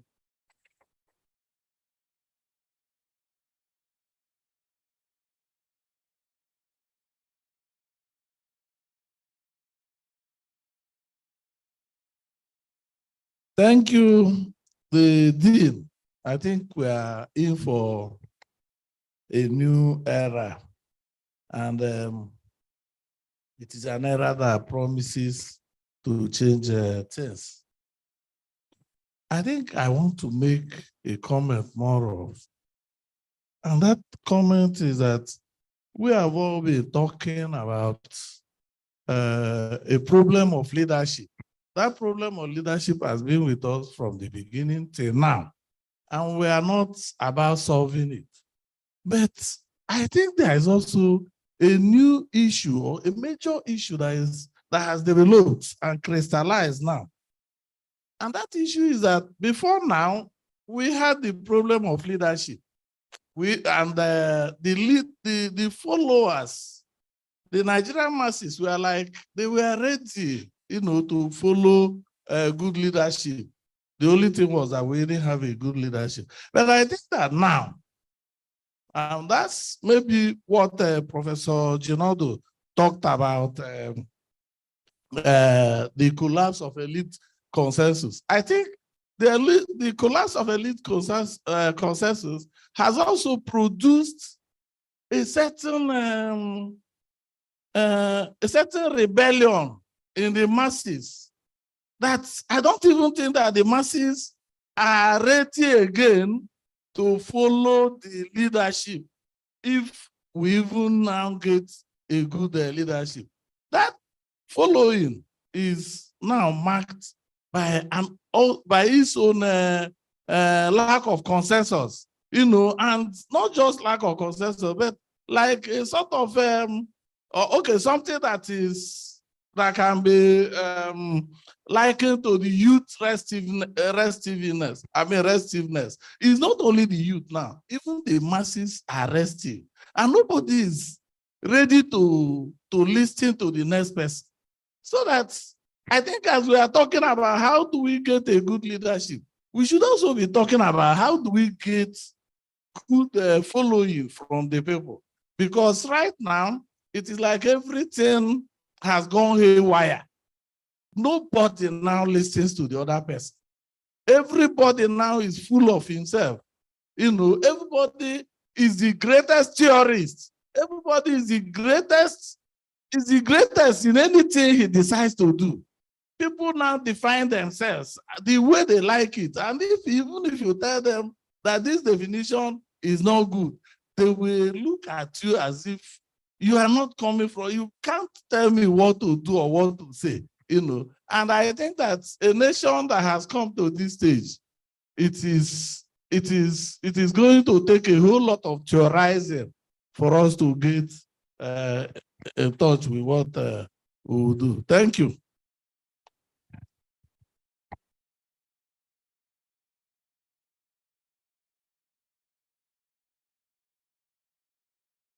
Thank you very much. Good evening. Good afternoon, everyone. I have enjoyed listening to the discourse so far, but I realize that until we are intentional about what we want to do, that we will keep having this kind of forums. And the fact that Prof had said something about what is the role of the intellectual body in all this. There should be a common front, common voice coming up. I have been fortunate to witness the convocation in the West, and you will be surprised at the dearth of the numbers of people from Southeast Asia that are in the social science, that are in the computer sciences, engineering. It's like there's nobody in America again or in other culture that are taking courses in these areas. So they have purposely and intentional sending these people over there to come back to their nation, and they're developing. Some years back in '98, I was in Mumbai, and I saw these people, a lot of people coming into the airport that day. So what are you guys doing here? They said, we are here for a technology summit. That was 1997. And today, we cannot see that India today, in terms of technology, we know where they are. So we have to be intentional. I sometimes had opportunity to give a retreat to Manufacturers Association of Nigeria. And I said to them, I said, you guys, if you are in the West, in America, you will be a very strong, lobby point. But you will go, one of you will go back to the government and say, it's for me. We are all about ourselves. So until we have a common voice, that is in terms of association. In terms of leadership, our leaders are not understanding the mind of the Western world. The Western world is about what can we get from you to develop ourselves. They are still thinking that they want to help Nigeria or help Africa. But until our leaders rise up to the occasion and realize that intentionally we have to develop ourselves, and democratically, I don't know about this democracy, because I know America has a lot of, because I've lived there, I live in Dallas, Texas also, like Papa, So I understand that until we are intentional, that's my point here, about how we want to progress and what we want to do as an intellectual body, or whether associations, different associations, we are all going to keep talking. So I hope that something will come out of this meeting today that'll be out in the press that people will hear about. Thank you very much.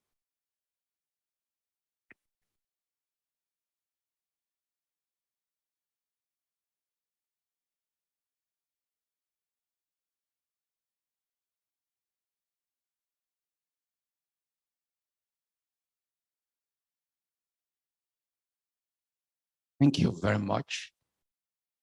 I will not be taking the points one by one, but I will reflect on them. And the dean should listen to us now, because you say you want to prepare a communique. So I want to make your job easier. My co-panelist is not here. I think he's gone to the bathroom, our user. And for those of you who are not familiar with this concept, situational quadruple networks. Listening to him, I didn't see his paper ahead of time. Is presented as a comprehensive framework that allows us to gain a deeper understanding of Nigerians' complex challenges and devise effective solutions. I'm trying to represent you, sir. I hope I'm trying to define your concept. And within this concept, that Nigeria is a diversified and populous country with many interconnected problems that necessitate an all-encompassing strategy for advancement and sustainable development. And that the main difficulties that Nigeria has within that framework, he listed them in terms of a number of variables: political, socioeconomic, security, environment. And Professor Badejo said to achieve success, there must be collaboration between government, civil society, private sector, international partners, all crucial. The points also reinforced by Professor Jinadu, adding that democracy is a working project and also challenging you and I to form a coalition of the willing to fight the satanic, destructive agency of politicians. I'm using my own words. And this conversation has revealed the following: that the political landscape has elements of political instability, elite consensus issues, corruption, inadequate governance, and that all these undermine our democratic processes and hinder our progress. The last gentleman who spoke added by saying that the masses are disenchanted, and even if they now get a good leader, don't expect them to follow, which is an important point. And he scolded all of us for establishing a one-man theory, if I understood you correctly. A one-man theory means that these ideas exist in the jungle, and there's nobody is mediating and moderating. So we have to respond to his challenge. When we accumulate all the conversation from the floor by Professor Badejo, what I understood the solutions to be, as my note says, that we must strengthen democratic institutions. We can't give up. And Professor Junadu said it's an evolutionary process, and that each generation will move it forward and redefine it. That we must ensure transparency, promote good governance, bolster accountability and public trust. Professor Badejo made use of the example of the Accountant General who stole more money than what ASU was asking for. That we should encourage participation of young leaders in politics so that we can benefit from their perspectives and innovative solutions.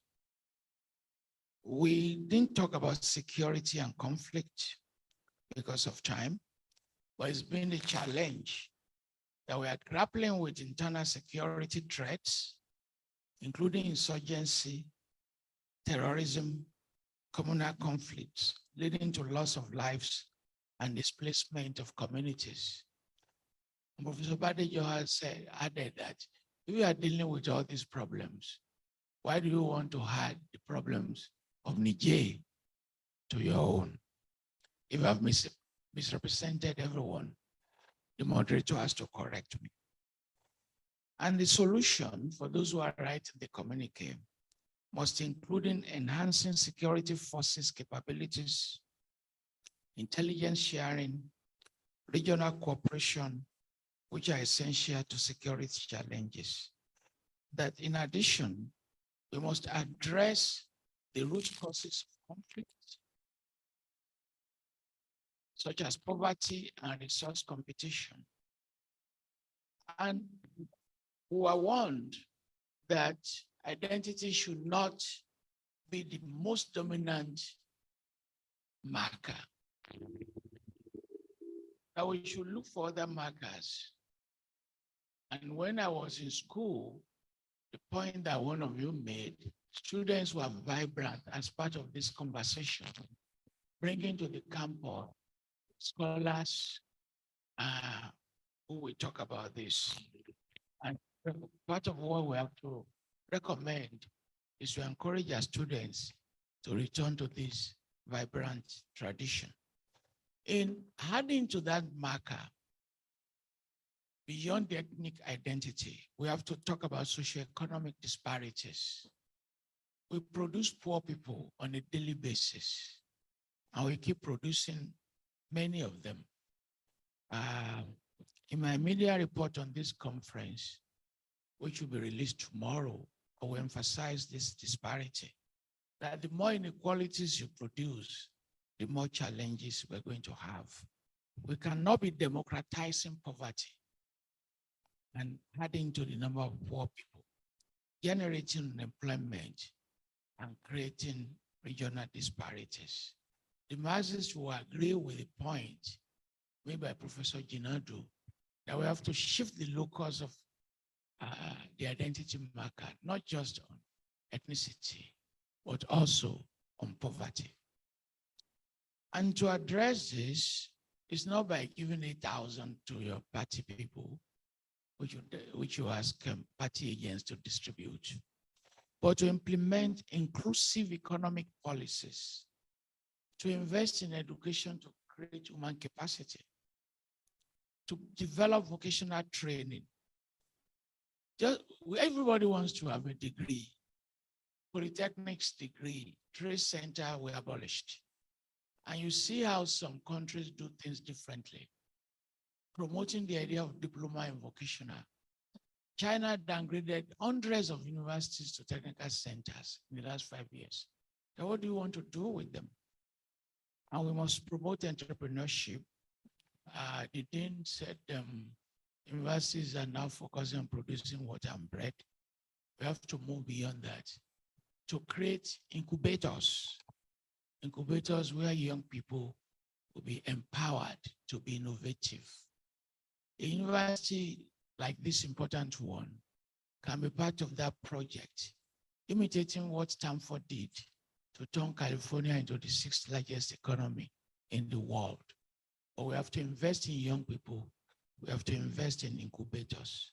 And as we invest in them, they will create opportunities for themselves, for marginalized populations, and they will reduce poverty. We didn't talk about environment, unfortunately, and I plead that the dean, he ran away, should do another dialogue exclusively on the environment, ecological issues, pollution, because they all intersect with your health, with my health, they intersect with job creation, and that deforestation, pollution, climate change impact, endangering biodiversity, they affect livelihoods. And we have to pay attention to this. We have to emphasize sustainable development practices, invest in renewable energy sources, promote environmental awareness, encourage sustainable farming practices. Please don't give up on yourself. You are not, please don't do that. You did not create yourself. Don't give up on yourself, individuals. And don't give up on your institutions. Don't give up on your communities. And don't give up on your country. Thank you very much.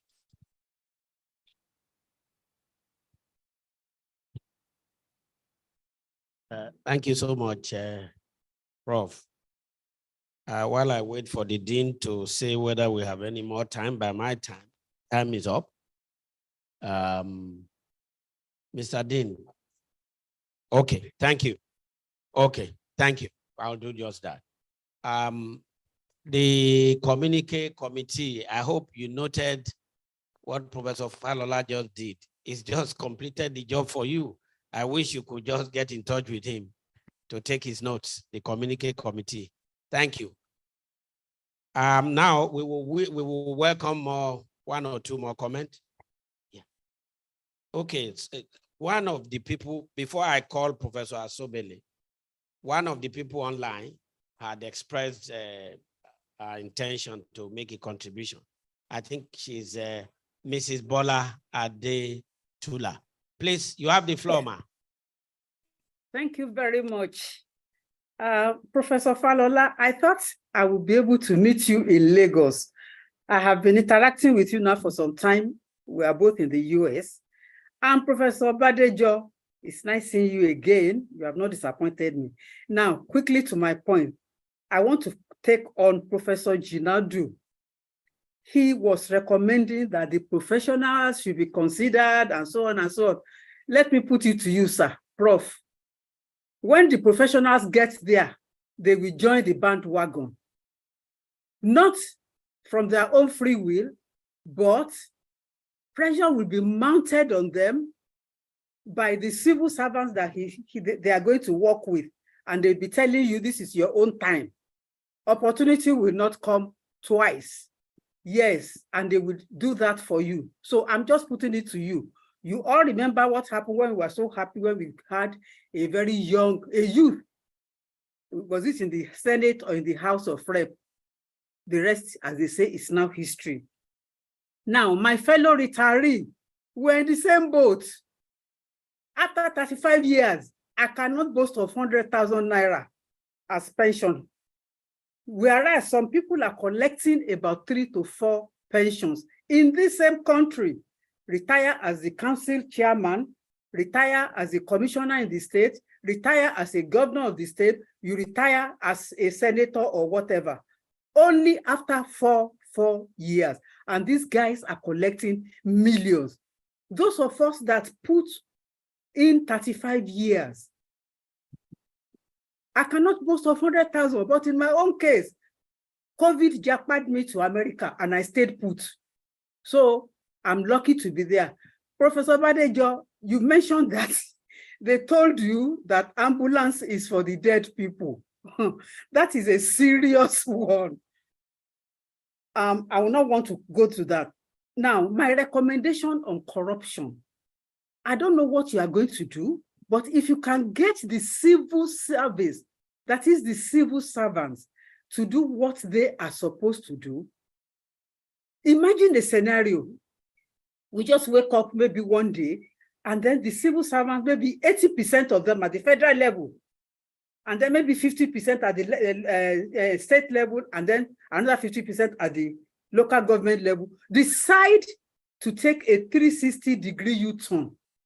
Everybody will be wondering that Nigeria is now a better country.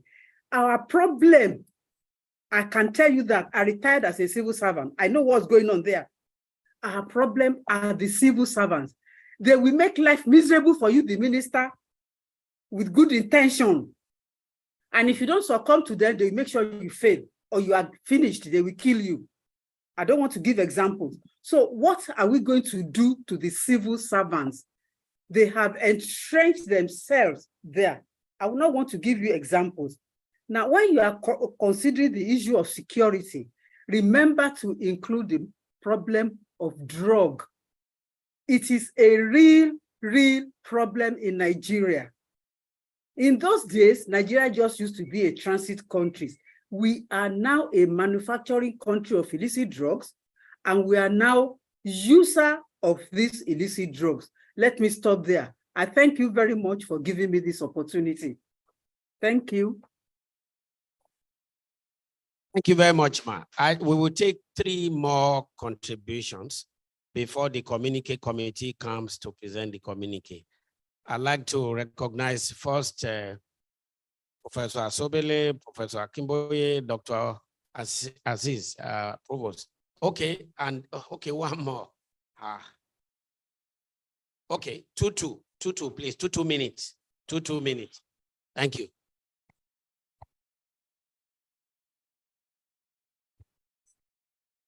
I'm very sorry that I came late. You know, we have National Academy of Letters, and that's what we are doing. And they're trying to give awards to people. In my same self-righteousness, we have l'Académie Française. It's not quota system. That was what I was saying. Académie Française is not quota system. You said you put one from Sokoto State and the rest of them. So I tackled them there. That's why I came late. I'm very sorry. I don't know, Prof. I came before because of Badejo and where is Falola? Oh, okay. Last year I was with him at LASU. You know us. Last year I was in LASU. The other year I was IBB. They kept on calling me to come. Now I said, I'm not going anywhere. I will stay put. And Badejo, I've given Badejo a copy of what I've just done in the library here this June. My question is understanding Nigeria. When I see, is it quota system? You know, Badejo for all his life was fighting the federal government for quota system. Sokoto cutoff point will be 12, and Lagos State 90, and the rest of them. And they thought what Badejo was saying was not right. You don't manufacture mediocrity in Nigeria. Understanding Nigeria. He has been fighting all his life on understanding Nigeria and fighting quota system. And me, what I do is to go to pages of newspapers. Most of my students are in Guardian, so they give me pages, 2 pages, and I tackle Nigeria. Understanding Nigeria means that we must restructure and go into economy of Nigeria. And like as I said in Guardian some 10 years ago, the Ajah Okuta must be revisited. And then the idea of driving the Igbo away in 2017, I tackled the Ariwa. I'm an Ariwa person.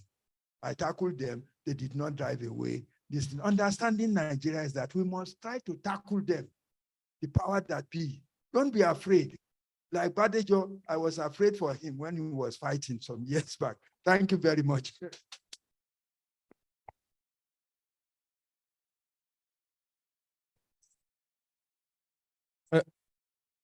My contribution is just to speak to our colleagues in the academia. I also noticed that there has been production of ideological intellectuals, and that also brings me to the issue of the student unionism, because I'm aware in this university that for over 10, 15 years, there hasn't been student unionism. And it's we can't, it's like we need to regenerate ourselves. Understand? I've had this discussion with Dr. Asiru, he's not here, because in the next 10 years, you see that we might not have this generation in the academia again. Who replaces us? So it's a serious matter we have to also contend with, so that we can get people who can also continue from where Professor Falola and their generations, and some of us, have stopped. So I feel that for us to be able to make some of the changes we are talking about, we also need a new generation of ideologically clear academia. We are the first-class graduates of University of Lagos. Where are they? They've gone out. You understand? There must be a policy where they must be, they must be sustained. You understand? Yes, no, because the university system must make it a policy. Excuse me, please. I'm an administrator. No, please. I'm talking to us as academia. We must, and as academia too, we must also be patient with them. We must be patient with them to also allow them to also want to join us. We must. No, I don't think so. So the issue is that let us also encourage the contribution of the younger ones, make them academia as we are, and let them also contribute their quota. Thank you. Sorry, I will come to you. There are anxious people online, and I don't want them to feel that we are shutting them out. I have 4 hands there. I can see Baba, but let me start with Professor Gundawale. Professor Gundawale, can you unmute yourself? Please unmute yourself. Yeah, thank you, sir. Thank Just you very 2 much, minutes. Babawale. Understanding Nigeria is a very direct question and very appropriate. Some of us have been trying to understand Nigeria as far back as 1975 when we joined the University of Lagos. Well, because of time, I will just mention 4 important points there. If Nigeria is where it is today, it is because the colonization process is incomplete. And that brings me to the point made by Professor Badejo, the external dynamics. Before Dr. Arikana came out to expose France and the secret agreement with former colonies, not many people knew what was going on. Is there no secret agreement between Nigeria and the Anglo-Saxon? Why is it that each time we have problem in Nigeria, election, a transition of power to another, we always have one former Prime Minister of Britain or former Foreign Minister of US, and recently too, what was the conversation between Ashiwaju and the former British Prime Minister that came here? Now, all this we need to look at, and we should be able to know that there is something there between the interlopers, colonial interlopers, and the existing government. We saw it clearly in the case of Zimbabwe that time, when Zimbabwe was to be given independence. They signed an agreement that you don't talk about land until 20 years. Well, Mugabe kept silence for the 20 years, and when they raised the issue, they imposed sanctions here and there in order to destroy Zimbabwe, which means there is still that shrine, tying the so-called independent African state to its former colonial interloper. Nigeria one is so strong that there is no time to say everything, but I will only ask some questions. Why was it that after the first coup and first coup and Aguiyi Rose imposed unitary system, why was it that it's only when the commissioner of Britain tore the northern states and came back to Lagos, the crisis started there? Why was it that when they were tired with Gowon, because he was laying foundation for economic development, that is now part of the program, they removed him, they brought Murtala Muhammad. Murtala Muhammad was in England as part of the effort by Gowon to send those big generals away to see if he can thwart the planned coup. But Murtala Muhammad came back to Nigeria on British Airways. British Airways have been banned in Nigeria because of their link with apartheid South Africa. The only British airline touring Nigeria then was Caledonian. There was no Caledonian flight to Nigeria. The only flight going from Britain was meant for South Africa and British Airways via Nairobi. He brought Murtala Muhammad alone to Kano. Well, I don't know, but I want you to reflect on that. And when, again, they tried to frustrate and June 12 effort, and Babangida annulled that election, why was it that it's from UAC that they got the only capable Nigeria to rule Nigeria as interim authority? Let me leave that one there now.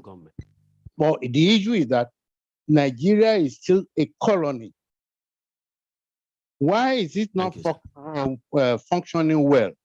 Again, because Nigeria is a fake nation. A fake object always mimic the genuine, authentic counterpart. We ask, Nigeria is still here. We've been building Ajaokuta for 40 years plus.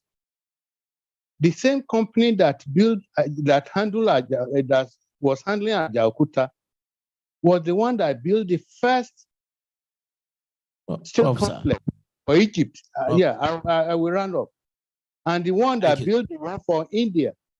They all programmed it to be completed and go into operation within 5 years. Egypt completed their own within the stipulated time. India completed 4 months, 4 years, 6 months. And their operation. Egyptian started another complex just 2 years ago by the same company. Now, Nigeria's own is still there. Why? Nigeria has airways. We have some other viable enterprises, tire making and others. But where are they now today? Again, it shows that we need to actually carry out germane study to determine in order to understand Nigeria. You see, Thank you, sir. Thank you, sir. Thank you, Prof. Thank you, Prof. Thank you very much, sir. I'd like to call on Mr. Okelechukwu. After that, Baba Aye, and the last person, Dr. Lorun Tobauju, online. Mr. Okelechukwu. Good afternoon, sirs, and good afternoon. 2 minutes, sir. 2 minutes. Sorry, can you hear me? I'm hearing you. Okay. Good afternoon. My name is Ruben. I am a product of the faculty and the department. I want to, first of all, thank Professor Laja, who invited me this morning to this forum. And I also want to thank Professor Jinodu, whose work I am using to work in my dissertation at the University of Leeds in England here. I also want to thank Professor Falola. I am also using his books to work. I want to thank Professors Akimboye, Babawale, Onoha, Professor Lobenla, GSM, Okeke, Ona, Otto, Tola, and my colleagues, Dele, Ebenezer, and Ahmed. So I want to thank each and every one of you. I am happy to be here today. Professor Laja was my course advisor for 4 years. I am his product, so I am happy. So without wasting time, I want to take it from what Professor Toyin said, that the academia, that it is not our fault. Yes, but at the same time, we have a very significant role to play.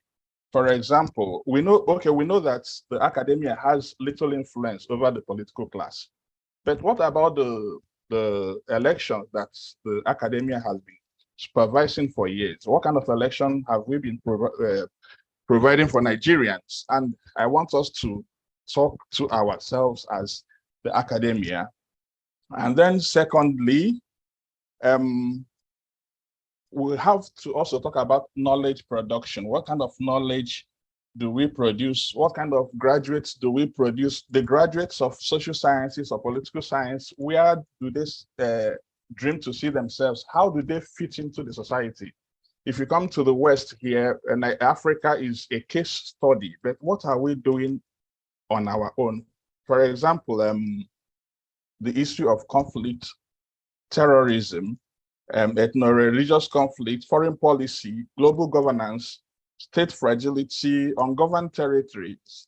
What are we doing to make sure that the masses in the social sciences even understand this, so that even though there is lack of elite consensus and mass consensus, which has created a chaotic and anarchical society, but how do we, as the academia, put this knowledge, produce this knowledge, and make our people to understand those concepts first, so that we can start from the bottom while climbing up? So that's my question. Thank you very much, sir. Thank you very much. Baba Ye, I recognize Professor Alade Fawole, who is online. I also recognize Professor Shuneye. Professor Jinodu has said we should not use emeritus, but please permit me to say Emeritus Dean of PG School, University of Lagos. So, Baba Ye. Thank you very much, Egbo, and greetings. In the interest of time, I'll be brief. I'll speak just to one thing, and present what I think could be done in that light. A lot has been said about corruption as the problem. I agree corruption is a problem, but I don't think that it is actually the prime problem. There's nowhere they don't steal chickens at night, be it in the West, and a lot has been said in this regard in terms of South Asia, Southeast Asia. There are a number of studies, and I'll particularly point out Mushtaq Khan, that not only shows how corruption takes place in these places too, but how this gets tied into expanded, capital accumulation as against the perpetual primitive accumulation we have in Africa in general and in Nigeria. Now, what do I see as the problem? A number of scholars come close to grasping this, in my view, like, Alice Amsden, in looking at how the late industrializers industrialize.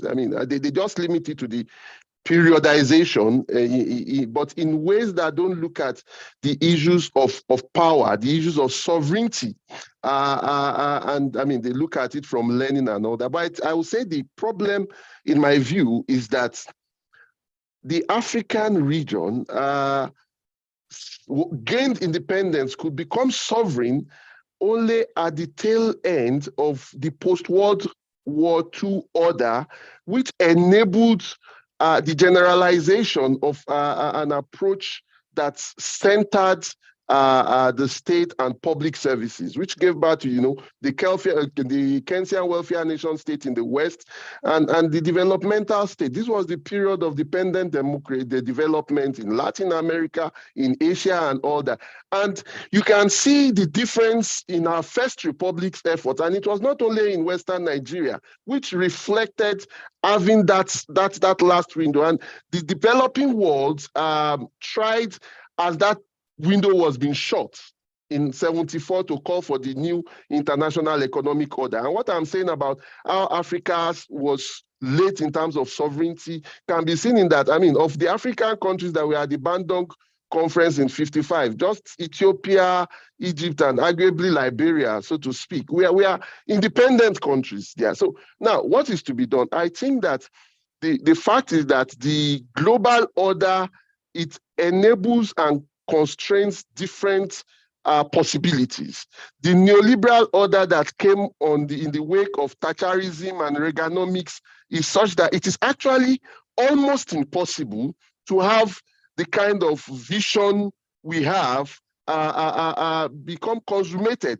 The Lagos Plan of Action itself, just like the call for NIEU, was, a cry of that period of non-domitis of the preceding era. So what is to be done? I think that as intellectuals, and where you have serious states here, and this is not just abstract, it is concrete, anti-imperialism. I think there's the need to chart out, a project, a research project, a political project, a radical project for a new international economic and ecological order by whatever name does couch. As Professor Falola pointed out, that is also because the fact is that the way we are going, I mean, there will even be no words, or at least there could still be a word, but a scorched earth where humankind has not only extincted itself, but all life. Thank you very much. Dr. Olorun Tobauju, and then the last two comments from here. Professor Olorun Tobauju, I'm sorry.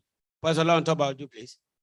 Yeah, thank you very much. I'm really very happy to be here. Thank you for the opportunity. I want to thank Professor Falola and Professor Badejo for the insight. I want to build my very brief comment around this two leads provided by these scholars. The issue of corruption and ethnicity, as distilled by Professor Falola, and the issue of breakdown elite consensus and external dynamics by Professor Badejo. And I think one thing that I would going to do first is the need for a path to implementation, so that all of this that we are talking about not just amount to sanctimonious injunctions. We just keep talking about these things, but they go nowhere. They speak to no issue because there is no power of implementation behind them. How do we put them on the front burner as a national conference, as something that we need to talk about? The issue of external dynamics, which is now becoming a concrete issue in African discourse, is something that must be put on the table because, as has been said, the question that they put to Africans is, what have you been doing in the so many years after slavery, the so many years after colonialism? What have you been doing? Why have you not improved? And of course, the Yoruba adage about the cripple, what is weighing the cripple down, it's always there. So we need to put this concretely on the table. And I think one issue that I really want to posit is that we also have this, we've been bogged down by this inability to build a moral consensus. A moral consensus, those things of value, those things that we can really talk about as constituting the value notions of the community. I think we really need to concentrate on that. We can talk about our laws, the inability to protect our laws because the lawmakers are actually the law breakers. So the culture of impunity, how do we get around that? How do we get around a situation where known thieves, known, not hidden, known thieves, are established in the corridors of power, and we seem powerless about it, and we stop talking about it, and we just allow them to go on doing whatever they can. Yes, Professor Falola said that the academia may not be to blame, but I think, as one of the last speakers said, we really must look at what's happening in the academia. The problem of the inversion of meritocracy. How has it been allowed? Oshundari talked about VCs without CVs. We have professors who are much longer in politics than in concrete academic, whose CVs are much longer in politics than in concrete academic achievement. So how do we talk about all of these and place them concretely on the national table? I think that's what we have lost as you. a national discourse. Sorry? Can you still hear me? Can you still hear me? Please round up, sir.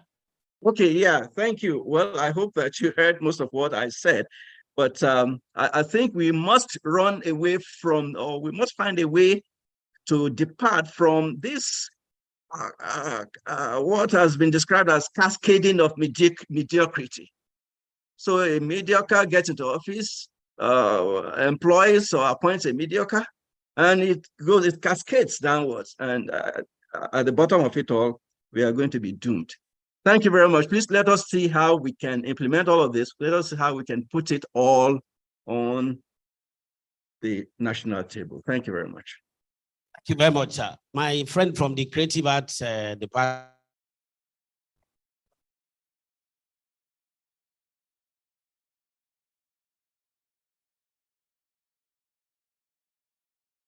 Thank you very much, Prof. My name is Temitope Fagua. I'm actually from the Department of History. From the Department of History. So I want to say that I think one of the most things that that can come out from this fora is a total agreement that in understanding Nigeria, there's a necessity for Nigeria to prioritize our educational sector. I think there is a concrete need for us to emphasize that the Nigerian state have got to understand that the educational sector is a sine qua non factor to development and growth, and as such cannot be relegated and cannot be treated as with levity. And I think as academics also we have the ultimate duty of resisting any attempt by the Nigerian state to commercialize our universities. Essentially, we have wards, we have children, we have relatives in some of these places, because unfortunately we have some of our members who are in a way attempting to rationalize why the school fees have got to be high. I think there's a necessity for us to clearly disagree on that note. The Nigerian state have got to fund the educational sector, not just to some certain limits. And let me conclude by saying that I think ultimately there is a need for us to again make emphasis around the colonization of the Nigerian state itself. The entirety of what we have discussed today shows clearly why the Nigerian state have got to be decolonized. And like Prof said, like the other time, this looks like a fake, establishment object. And that's why there's a need for, the reference was made again about the civil service. But if we understand why we have got to decolonize the entirety of the Nigerian state, we understand that the civil service is just like one of the objects that have got to be decolonized, like the military institution, like the entirety of the sectors, because the entirety of these systems are nothing but the creations of the colonial state, and their creations were meant to render the economy, of the colony, almost useless and predative in nature.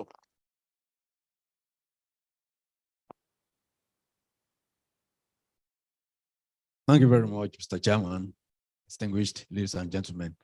I want to join others in congratulating our Dean for introducing this kind of intellectual forum. I think it's the kind of thing that we are supposed to be doing as intellectuals, as academics. Having said that, I want to also applaud our two intellectual giants, Professors Falola and Badejo, for drawing your perspectives to the issues that we have been discussing. The topic is highly topical, understanding Nigeria. And I believe that there's no consensus that makes it categorically imperative that we should understand everything about Nigeria. There's nobody here that can say he understands everything about Nigeria.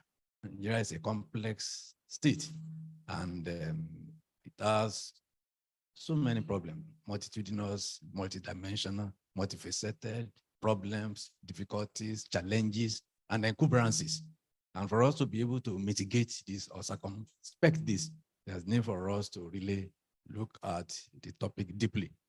And so we want to appreciate our scholars for bringing that perspective to it. Now, just two issues. The first one is that of due process. That's one thing that I observe, that we don't cherish in this nation, in this country, due process. We don't follow due process.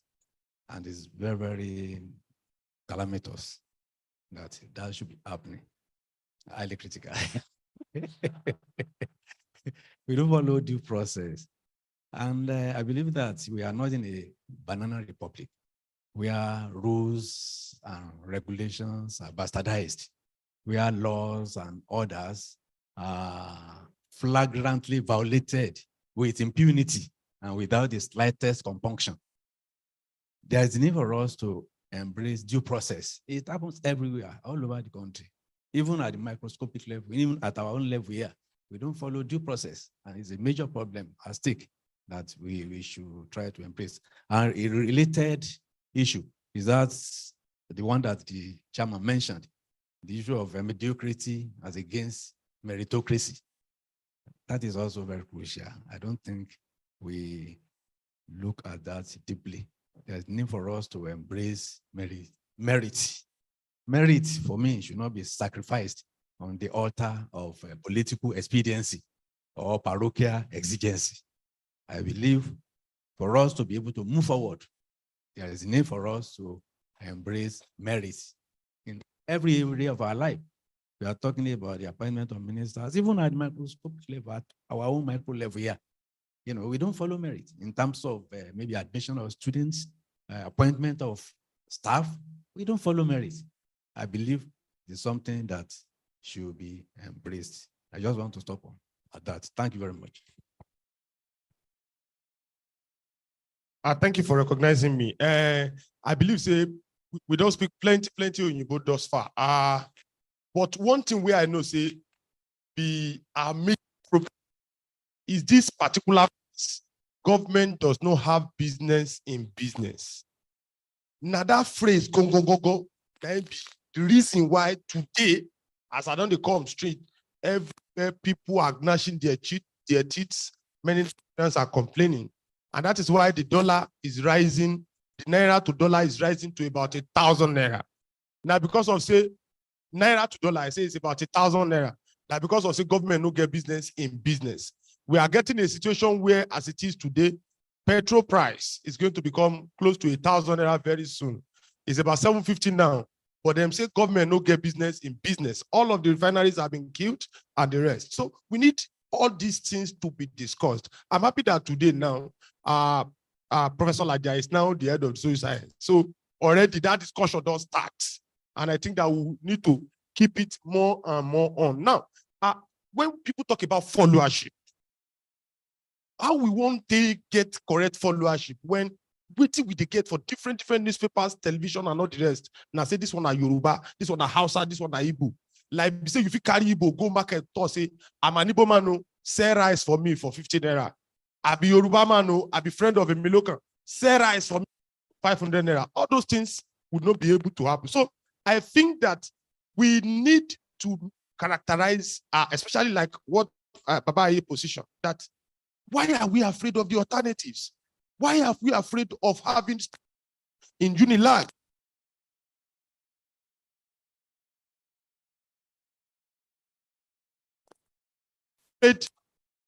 We are eating ourselves. For instance, I would have never known that Oduduwa did not come from Sudan or come from heaven if I had not read books by Professor Toyin Falola. You get it? And so, you know, we had a lot of lies that many of us grew up to know about. They were more of fallacies and what have you. So the rise of alternatives, we must not be afraid of coming to tell ourselves about the alternatives. And what will be this alternative? Government need to start having business in business. We need to have a situation where we won't have just 5 people having the money that is enough to feed 200 million people. We need to make sure that 200 million people can be able to have that wealth redistributed. And finally, I don't talk some more get union back for UNILAG. And also too, we are afraid of something. The current president said before contesting that he wants to recruit 50 million youths into the army. Me, I don't get Mozu for arm. I don't want to go fight war. Let Nigerians rise and say no to the war in Niger. Thank you.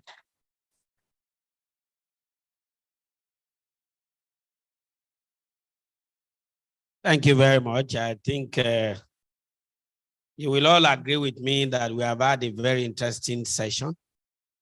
And the participation has been very active, animating, innovative, energizing. So I want us to give ourselves a round of applause. May I recognize the presence online of our immediate past Vice Chancellor, Professor Toyin Ogundipe. I'm sure he's here because his former teacher, who were both at the Babafemi A University, then University of Ife when we were there. And Professor Falola also taught him. So thank you for coming, sir, and honoring your teacher. The Lord will honor you. Thank you very much. Thank now, you very much. Having said all this, it is clear that this panel has been a very interesting panel. And what we have taken away from Professor Falola and Badejo is more than what we can read in any other book. And Professor Jinadu, I've been personally enriched by their contribution this afternoon. And I know that we are just starting the debate. We congratulate the Dean of the faculty for initiating this idea. I must tell you, as far as you and me are concerned, I'm an elder, even though there are more senior elders here. So I want to say that you have started well and you will end well. Therefore, may I announce on this note, first of all, to say that we are coming to an end of the program. I am thanking Professor Toyin Falola all the way from Texas for honoring this invitation and for giving us these takeaways that will remain with us for a very long time. Professor Badejo, thank you for what you have shared. We remain appreciative of your contributions. Professor Jinadu and every other person that has commented, especially the very senior elders here, we appreciate your comment. And I thank you too for also being very wonderful audience with your very rich questions and comments. And I hope this is just the beginning of good things to come in the faculty. On this note, I want us to give them one more round of applause and hand over to the master of ceremony. Thank you very much. Please, let's keep clapping for our panelists, please.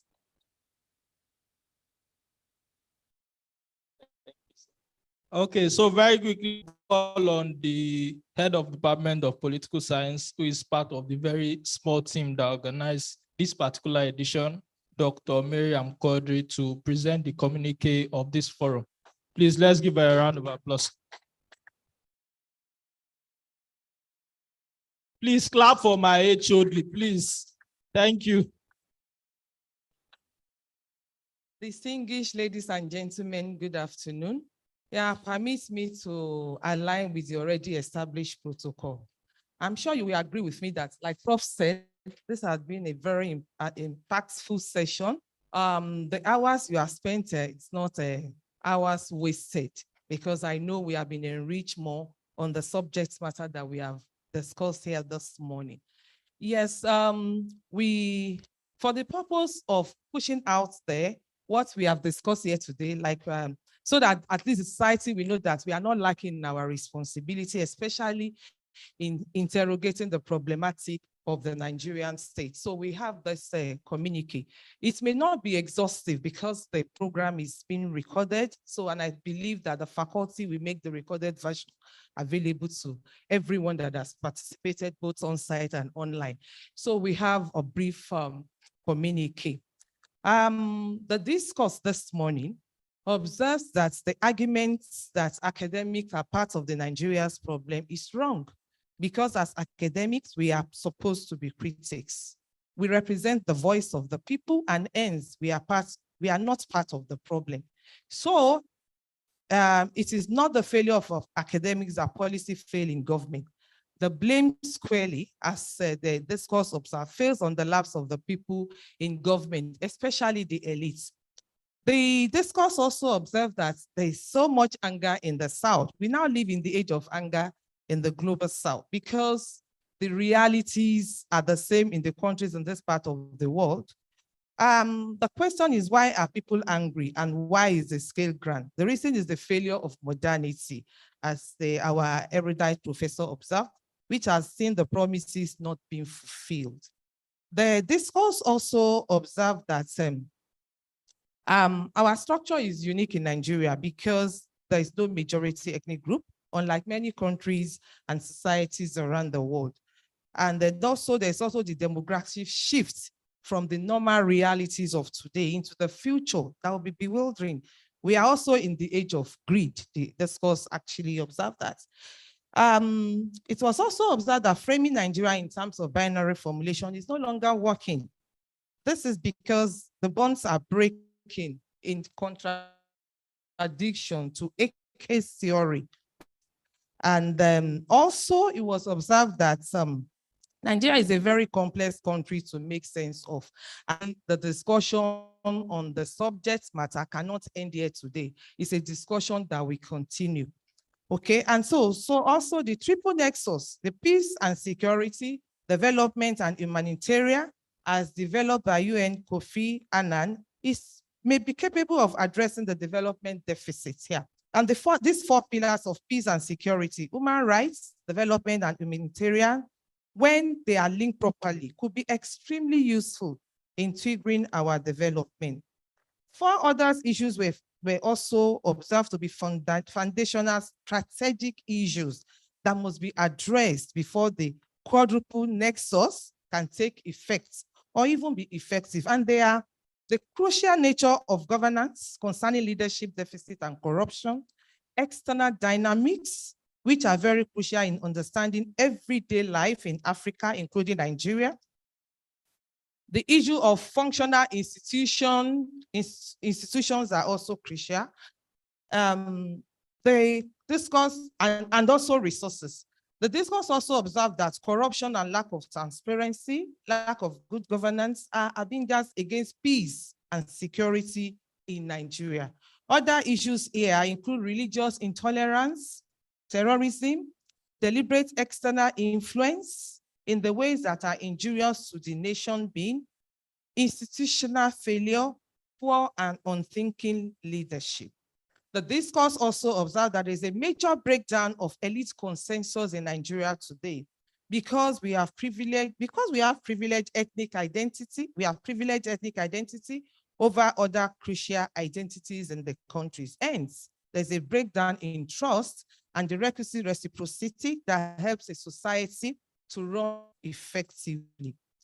The discourse also observed the elite consensus. That elite consensus reflects the failure of political parties in maintaining and building elite consensus. The nature of the breakdown has meant the criminalization of politics in the country. And this explains the impunity we experience everywhere in Nigeria today. Then the discourse also observed that there are no national parties, and that is why there's a character deficit among political leaders in the country today. Starting from some of these observations, these are some of the recommendations as profiled by the discussion here today. That the diaspora has a role to play in the development discourse. Lose sight of the power of our culture and community, social capital, power of collective is so important. That the issue of demographic taking, we need to engage the capacity of our people to arrest, especially the Jacques syndrome. Then there's also the possibility of youth empowerment, the liberation of youth energy and creativity by taking advantage of the latest innovations such as coding, among others. And then also that the root causes of conflict in the country must be addressed. There is a need for a dexterous leadership that is adept at resolving the multivarious problems in Nigeria. Professional groups such as academia must confront the politicians who take charge of the discourse on governance. We shouldn't shrink from our responsibility. Socio-economic disparity must be addressed, and addressing such will require the inclusive economic policy, educational investments, vocational training, and resuscitating the vocational and technical training, creating incubators for the enhancement of young people to create opportunity and reduce poverty. There is a need for addressing the issue of pollution and climate change, investment in renewable energy, and ensuring sustainable farming practice. Also, there's a recommendation that for the enhancement of security, there must be intelligence gathering, regional cooperation, among others. And Nigerian states need to prioritize our educational sector. So I believe, like I said, the discussion continues. And as we continue to engage in different fora, many recommendations, strategies on how to move this nation will continue to evolve. Thank you very much.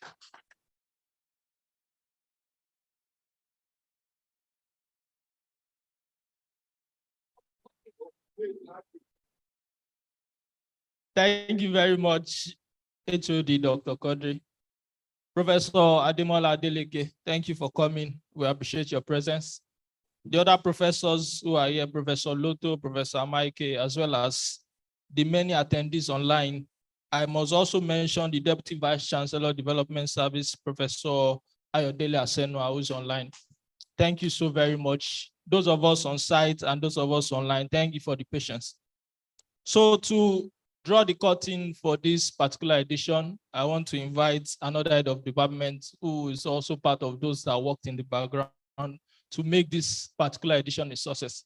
Please join me with a round of applause as we invite Dr. Michael Okunoji to give the vote of thanks. Thank you.